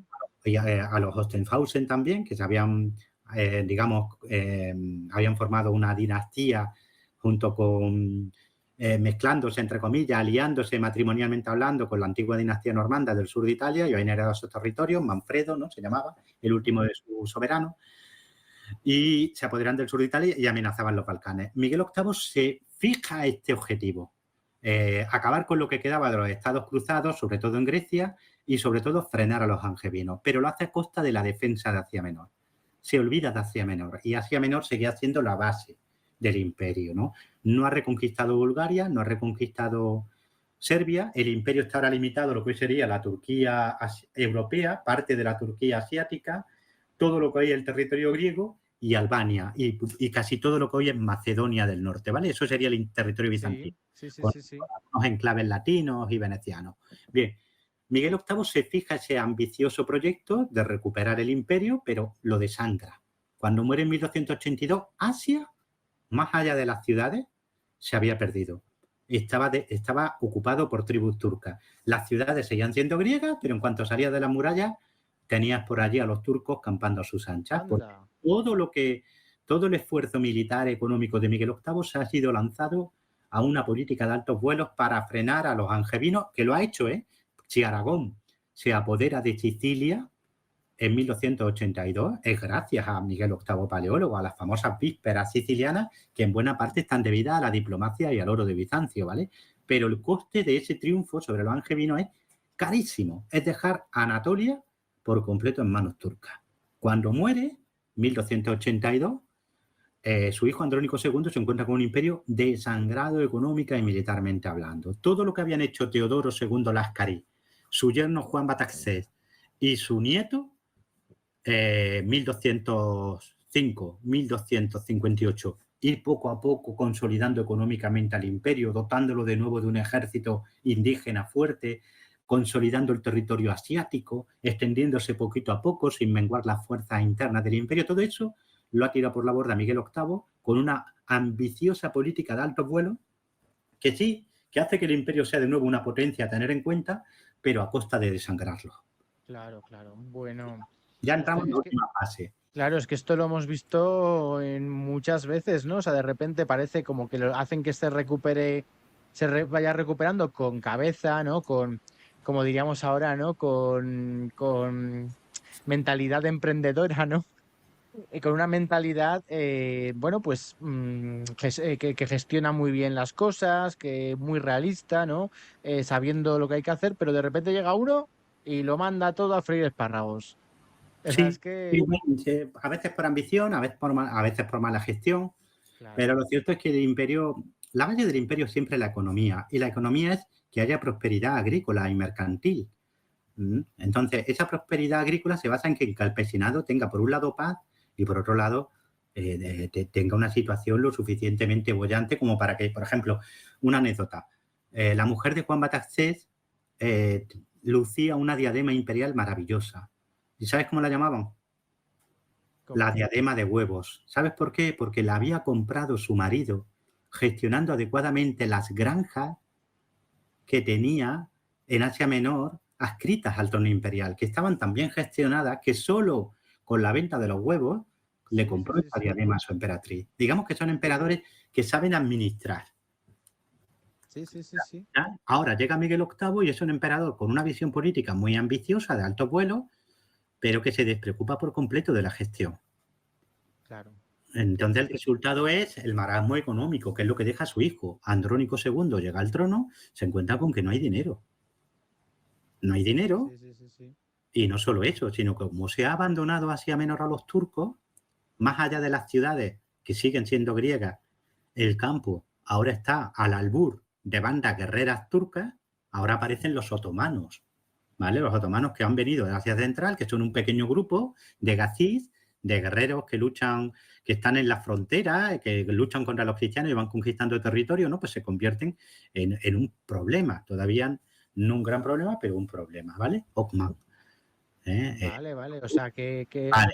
estamos hablando de otra tribu turca. De una tribu turca, ¿vale? Que funda un pequeño enclave en lo que hoy sería la zona de Ankara, que todavía no son los turcos más importantes. Hay muchos otros turcos, como los Seljuk, como los de Karaman, pero que empiezan a apuntar maneras justo en este periodo, ¿vale? Esta situación es tan grave que Andrónico tiene que contratar mercenarios, porque ya están en una situación agónica en Asia Menor. Han perdido por completo Asia Menor, más allá de las ciudades. ¿Y a quién contrata? Esto si os suena a todo, a los almogávares. Eran mercenarios que se habían generado en las guerras en la península ibérica entre los reinos, no solo había en Aragón, también en Castilla, que se habían generado en las guerras de frontera contra los estados musulmanes de la península y que en un momento dado son llevados a Italia a luchar contra los angevinos por parte de Aragón, ¿no? Que se han quedado sin trabajo después de la paz, ¿vale? Y que ahora son contratados por Andrónico. Roger de Flor, y Roger de Lauria, ¿acordáis de los nombres de los almogávares, ¿no? Y esos capitanes y demás, ¿no? Bueno, total, estos almogávares parten a Oriente al servicio de Andrónico, son allí recibidos, son muy pocos, pero son muy buenos combatiendo. Entran al servicio del Imperio, al principio todo va muy bien, consiguen una serie de victorias extraordinarias en Asia Menor, llegan incluso al Tauro, al este de la actual Turquía, siempre imbatibles. Eran el terror de los turcos, vamos. Problema que el hijo del emperador, Miguel, hijo de Andrónico II, pues desconfía de ellos. Para colmo, su padre ha nombrado César al jefe de los almogávares. Hay una desconfianza. Al final esto termina en la famosa, ¿no? En el famoso festín donde los jefes de los almogávares, son asesinados por orden del príncipe, heredero del imperio. Y luego llega la famosa venganza catalana, ¿no? Muchos de estos almogávares son catalanes, muchos son aragoneses, otros son valencianos, también los hay castellanos, pero los catalanes son los que dominan, ¿no? Y hay una sublevación de estos mercenarios que van a pasar a sangre y fuego buena parte de la Europa bizantina, de lo que hoy sería la Tracia turca, la Tracia griega, Macedonia, Tesalia. Van a terminar fundando dos estados, Atenas y Neopatria, que van a pasar como títulos al rey de Aragón y luego al rey de España, que es duque de Atenas y Neopatria, ¿vale? El actual también todavía, ¿vale? Sí, sí. Y van a contribuir a desangrar al imperio, porque todo esto...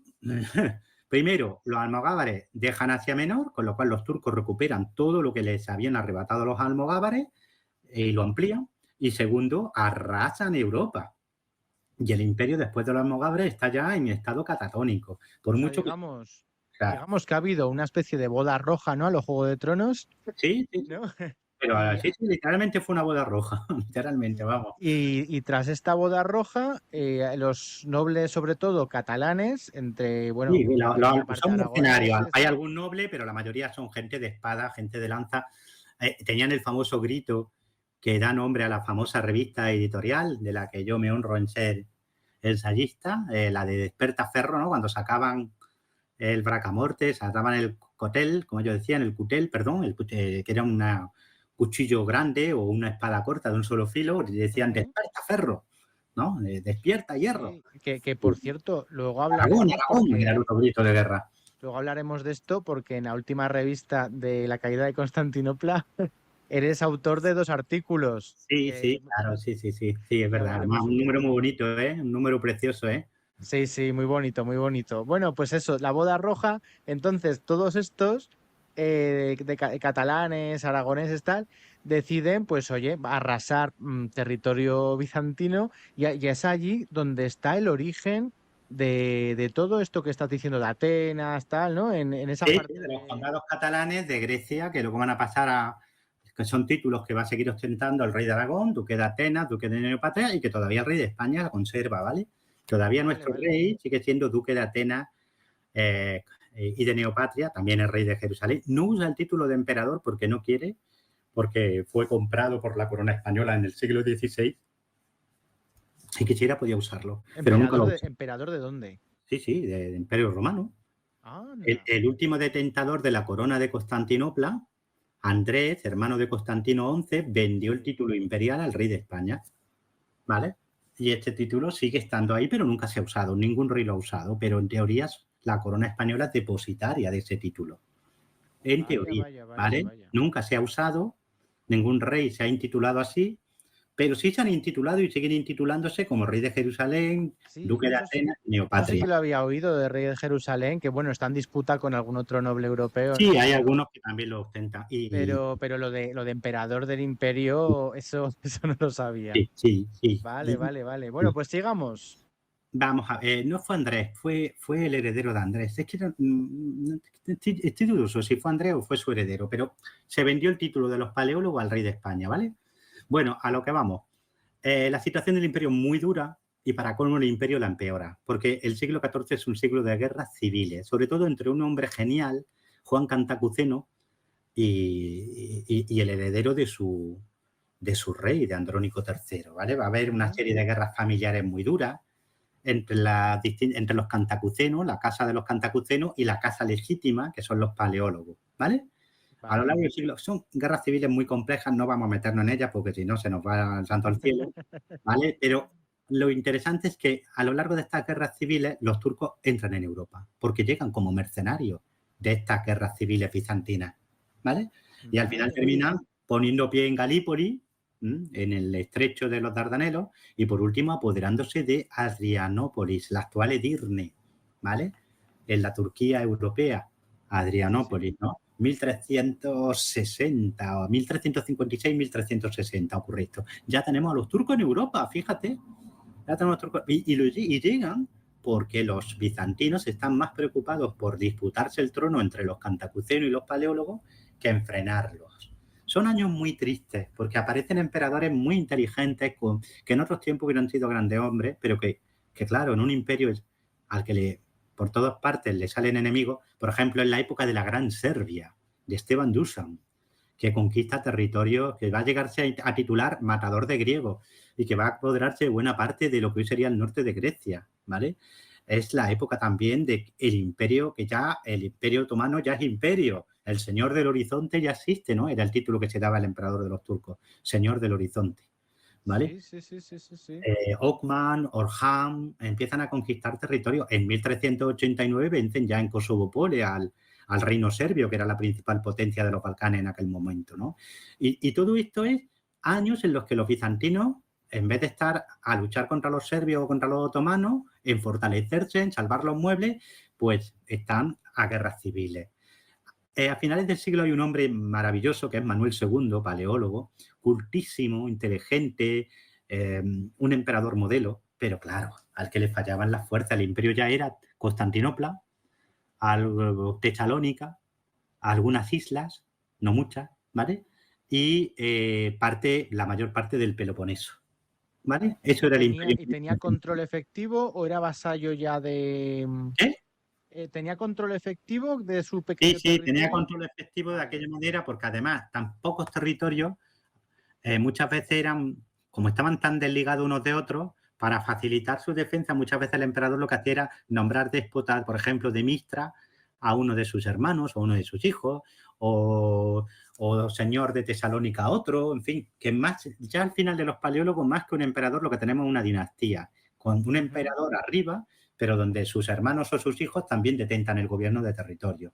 Y Territorio que es antiguo. perdona, esto de los déspotas, esta palabra déspota, Sí. ¿qué origen tiene? Porque claro, se utiliza de manera negativa, ¿no? Este es un déspota. Ahora sí, pero en este momento un déspota o despotado es un señorío donde hay un señor independiente, aunque de menor rango que un emperador, ¿vale? Vale. Está el emperador, que está en Constantinopla, pero el déspota de Mistra gobierna Mistra, que está en el Peloponeso, gobierna el Peloponeso para entendernos, aunque reconoce de jure e incluso de facto a veces el gobierno del emperador. Los despotados Vale. surgen cuando la caída de Constantinopla en 1204. Los déspotas es porque no se pueden intitular emperadores, entre comillas, todavía no se atreven o no se consideran con capacidad suficiente, pero sí son señores totalmente independientes que gobiernan un territorio extenso. De acuerdo, de acuerdo. Y luego ya se convierte en un título imperial que se concede a los príncipes de la familia. Pues te voy a nombrar déspota de Panague, te voy a nombrar déspota de Mistra, ¿vale? O de Monemvasia, de donde sea, ¿no? Ya como un título, como se puede decir, príncipe o duque o conde, ¿no? Antes había otro título que era Sebastocrator. Igual, ¿no? Es decir, son títulos que expresan un poder muy potente, casi independiente, pero sujeto a una autoridad mayor como es el emperador. De acuerdo, de acuerdo. Bueno, estamos en una época ya evidentemente decadente en cuanto Sí, sí, sí, al sí, sí. imperio. La Aquí sí que podemos hablar de decadencia. Mira, Constantinopla ha cambiado mucho. Si en el año 1180 teníamos una ciudad de 1.100.000 habitantes, os recuerdo que Roma en su mejor momento pues fue eso, como mucho, deslumbrante y maravillosa. Después de todo esto y después del paso de la peste negra, que regresa a Europa después de Justiniano y después del siglo VIII, desaparece del mundo hacia el año 750 y reaparece en 1346-1348, ¿vale? Sí. La peste, las guerras civiles, la decadencia económica hacen que la Constantinopla de 1400 pues, sea una ciudad de 60-70.000 habitantes. De 1.100.000 a 60-70.000 habitantes. Madre mía, mucha ciudad para tan poca gente, pero claro, me Sí, sí, imagino sí. que habría muchas ruinas, edificios Sí, sí, sí. ruinosos. No solo ruinas, había huertas, había jardines. Constantinopla es enorme, tiene 23 kilómetros de muralla, ¿vale? Es decir, es una ciudad gigantesca, llena de edificios increíbles, pero arruinados. Y los barrios están como aislados. Aquí hay un barrio, en medio hay campo, aquí hay otro barrio, ¿vale? Eso era la Constantinopla del siglo XV. Una ciudad gigantesca, poblada por muy poca gente, que se concentra en algunos barrios y entre medias hay ruinas y despoblados. Y el Palacio Imperial. Y el Palacio Imperial antiguo está arruinado y abandonado. Otro palacio que es Blaquerna está medio que, hay otro que acaban de construir. Es decir, es una ciudad muy peculiar, ¿vale? Una ciudad muy peculiar, sigue siendo para los estándares europeos de la época una gran ciudad, ¿vale? Las ciudades más grandes de la España del momento tienen 50.000 habitantes, como mucho. Sevilla, Granada, Toledo, ¿vale? Bueno, París, pues cuando tenía un millón está y pico por ahí, ¿vale? La era ciudad más grande de Europa en ese momento es Nápoles, ¿vale? Que tendría unos 300.000 habitantes, ¿vale? Es Claro, decir, pues es que un millón y pico de cuando sus mejores momentos de esplendor es que era una brutalidad. era una Una brutalidad. brutalidad. Constantinopla era una ciudad increíble, increíble. Pero ahora está plenamente decadente, el imperio está reducido a unos pocos miles de kilómetros cuadrados, el Peloponeso, que terminan de conquistarlo reconquistarlo en 1425, pierden Tesalónica en 1430, Asia Menor definitivamente y por completo en 1390, que cae Filadelfia. Es un imperio muy pequeñito, ¿Y amenazado. ¿Qué hace qué Manuel? jugada puede hacer, también la presión, ¿no?, del Imperio Otomano? ¿Qué Sí, tienen a jugada? los otomanos que ya están en Europa, que ya han vencido a los serbios, que están conquistando Europa, que ya han sometido Bulgaria, ¿vale? Claro, ¿Qué claro. podía hacer el imperio? Lo que hizo Manuel, ¿eh? Y lo que van a hacer los emperadores a partir de Manuel II Paleólogo, pedir ayuda a Occidente. Manuel II va a viajar por todas las cortes europeas, hasta Inglaterra va a llegar, pidiendo ayuda contra los turcos, ¿vale? Y ofrece que la unión de las iglesias, volvamos a formar una sola iglesia, ¿vale? ¿Hace cuánto un emperador romano no había pisado las Islas Británicas? Pues estamos hablando que el último emperador que yo sepa que pisó las Islas Británicas fue un usurpador que se llama Máximo el Hispano, año 300, que dejó las Islas Británicas en el año 383. Fue proclamado allí emperador en 383 y ya está. Después de él, un emperador reinante, no vuelvo a verlo.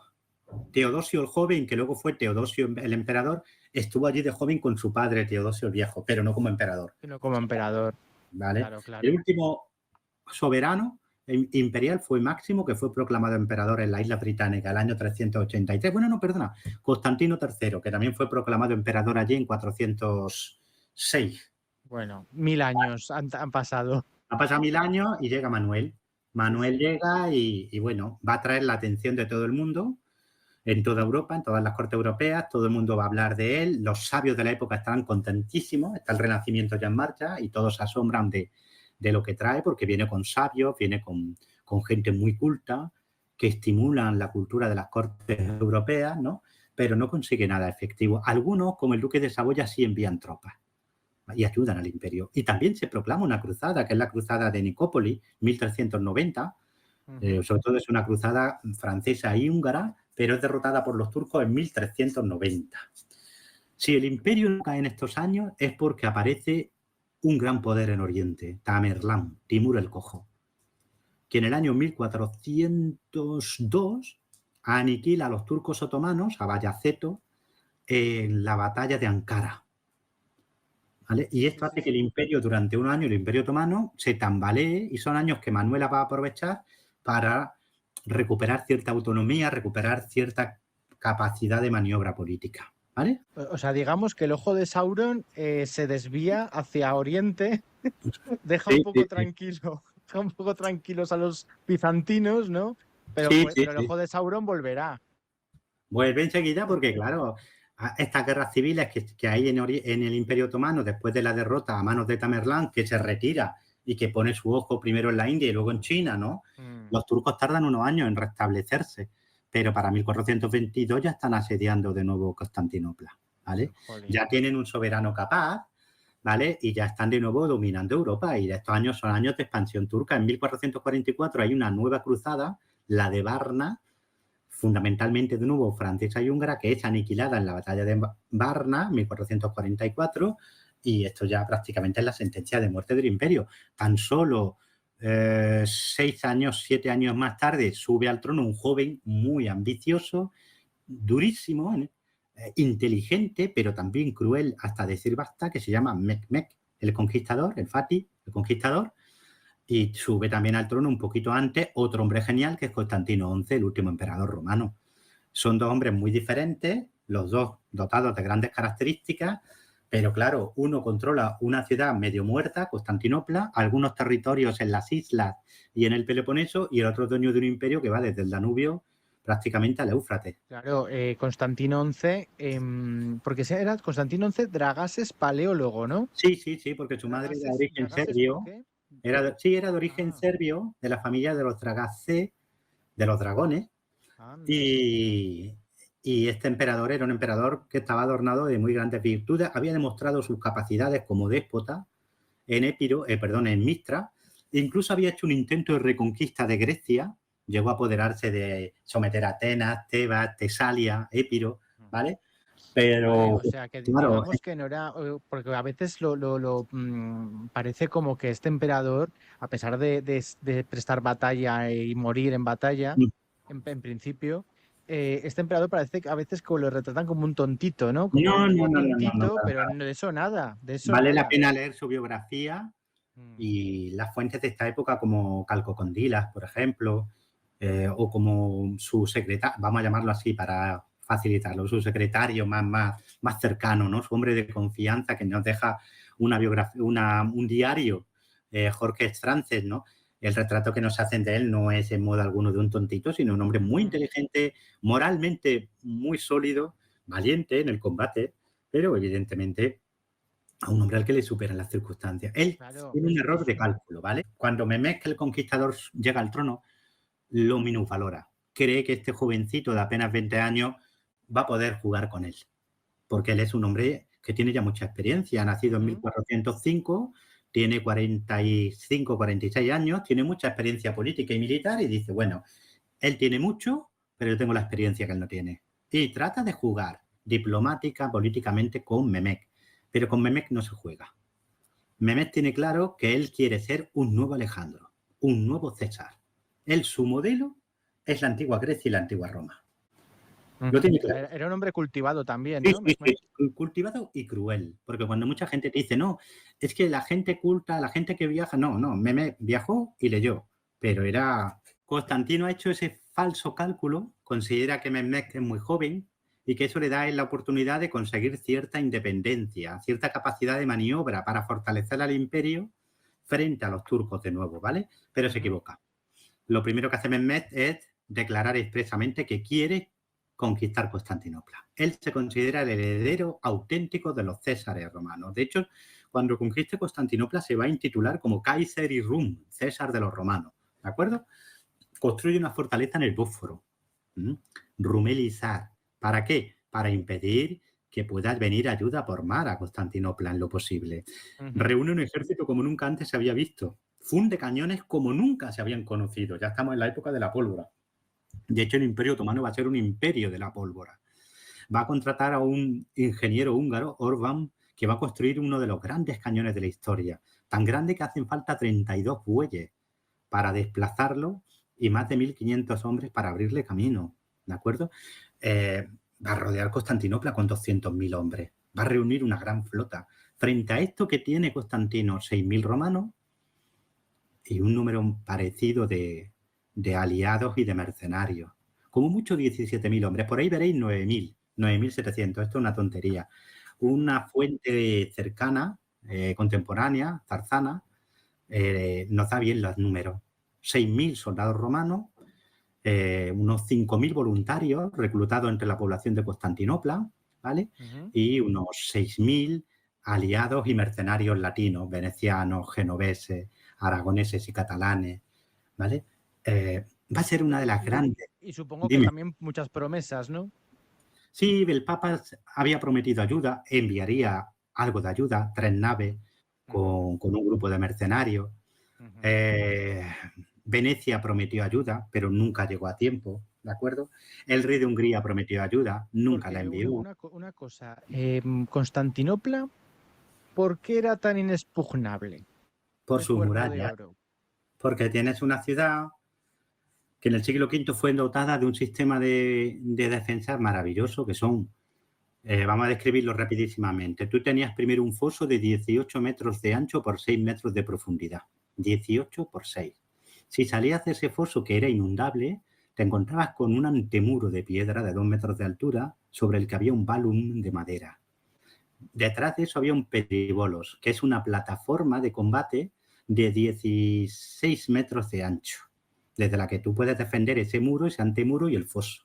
Y detrás tienes un muro, una muralla que rodea por completo la ciudad, que tiene 8 metros de alto, con torres que se elevan por encima de los 25 metros. ¿De acuerdo? Donde hay situadas montones de máquinas de guerra en sus cámaras artilleras. Y detrás tienes otra plataforma de combate, otro peribolo de 16 metros de ancho y detrás un megamuro de 13 metros de altura con torres de 35 metros de altura. Madre mía, vamos, por tierra difícil. Imposible. Y por el lado de mar tienes también una muralla marítima, ¿vale? A pie de mar, ¿de acuerdo? Es gigantesco. Todo esto está hablando de un circuito de muralla de 3 kilómetros de longitud, con 99 gigantescas torres, ¿vale?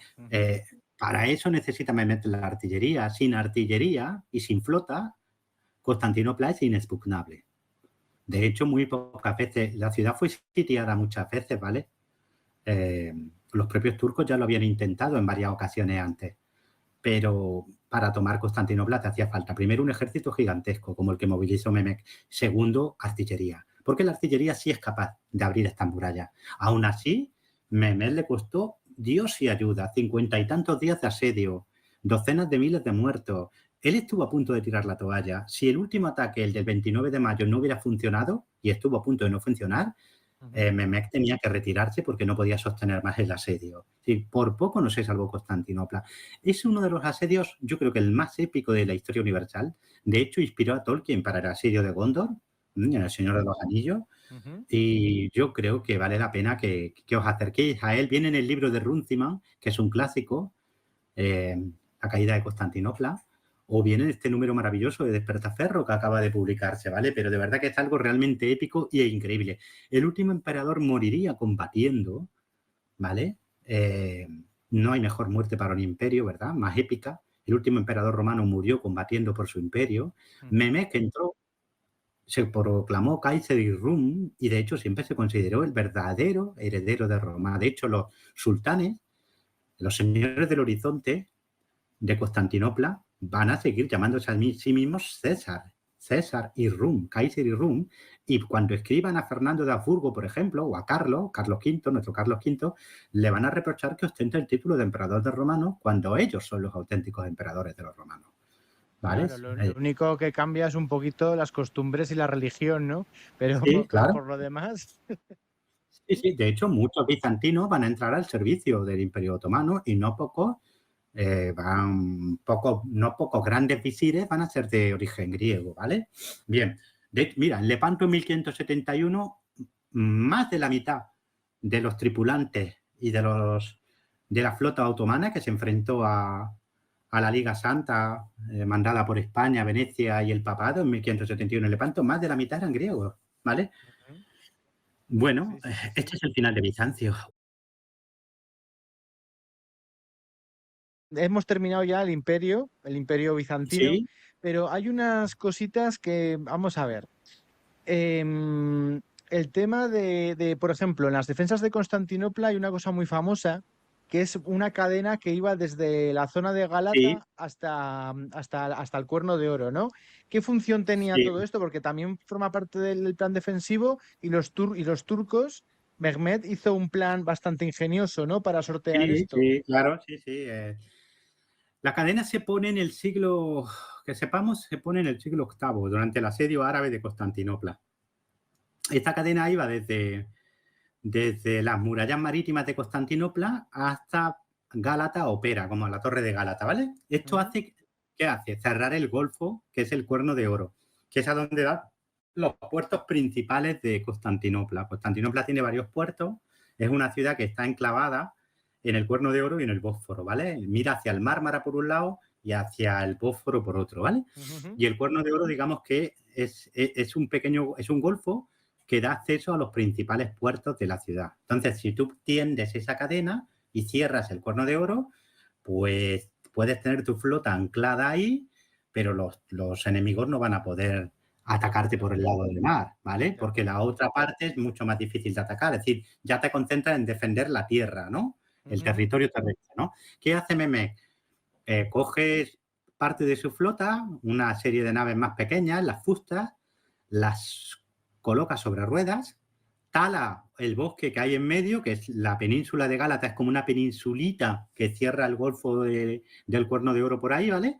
Y la atraviesa con un camino que va subiendo y bajando por las colinas y que comunica el Bósforo con el Cuerno de Oro y pasa por ahí su galera y las desembarca al otro lado de la Fíjate. cadena, ¿vale? Entonces ya amenaza las murallas marítimas, eso que hace que Constantino no pueda tener a todos sus hombres del lado de tierra. Ahora Claro, tiene que claro. desviar parte de sus escasos recursos a defender las murallas marítimas. Es decir, está dividiendo la escasa fuerza que tiene Constantino y eso le va a permitir atacar con más fuerza y con más posibilidades de éxito en tierra. Muy bien. Bueno, pues nada, hasta aquí llegó el tema del Imperio Bizantino. Hemos tenido, bueno, un programa que ha salido casi 2 horas. Bueno, también ha habido problemas técnicos, o sea, un poquito menos. Pero bueno, aquí lo tenéis para todos vosotros.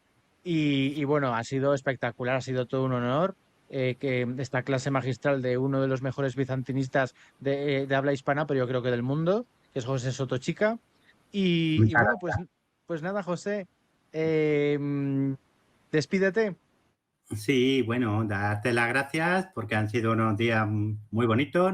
Hemos estado hablando de Bizancio, que es una de mis grandes pasiones, y sobre todo, pues, llegar a mucha gente que está al otro lado, que espero que haya disfrutado, que todo esto sea solamente un acicate para que luego os acerquéis, pues, a maravillosos ensayos, a novelas que hablan de Bizancio y que las tenéis a vuestra disposición para aprender más sobre este maravilloso imperio. Un abrazo para todos.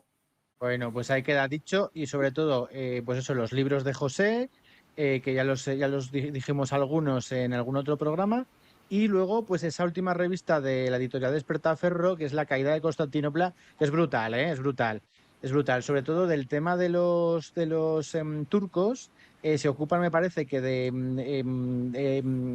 ¿cómo se llama? Académicos turcos, ¿de acuerdo? Sí. Porque son, Ujú. evidentemente, son los que más pueden aportar. Y luego hay 2 artículos que los explica también José, bueno, y también de la Universidad de Granada, creo que también hay una doctora, ¿verdad?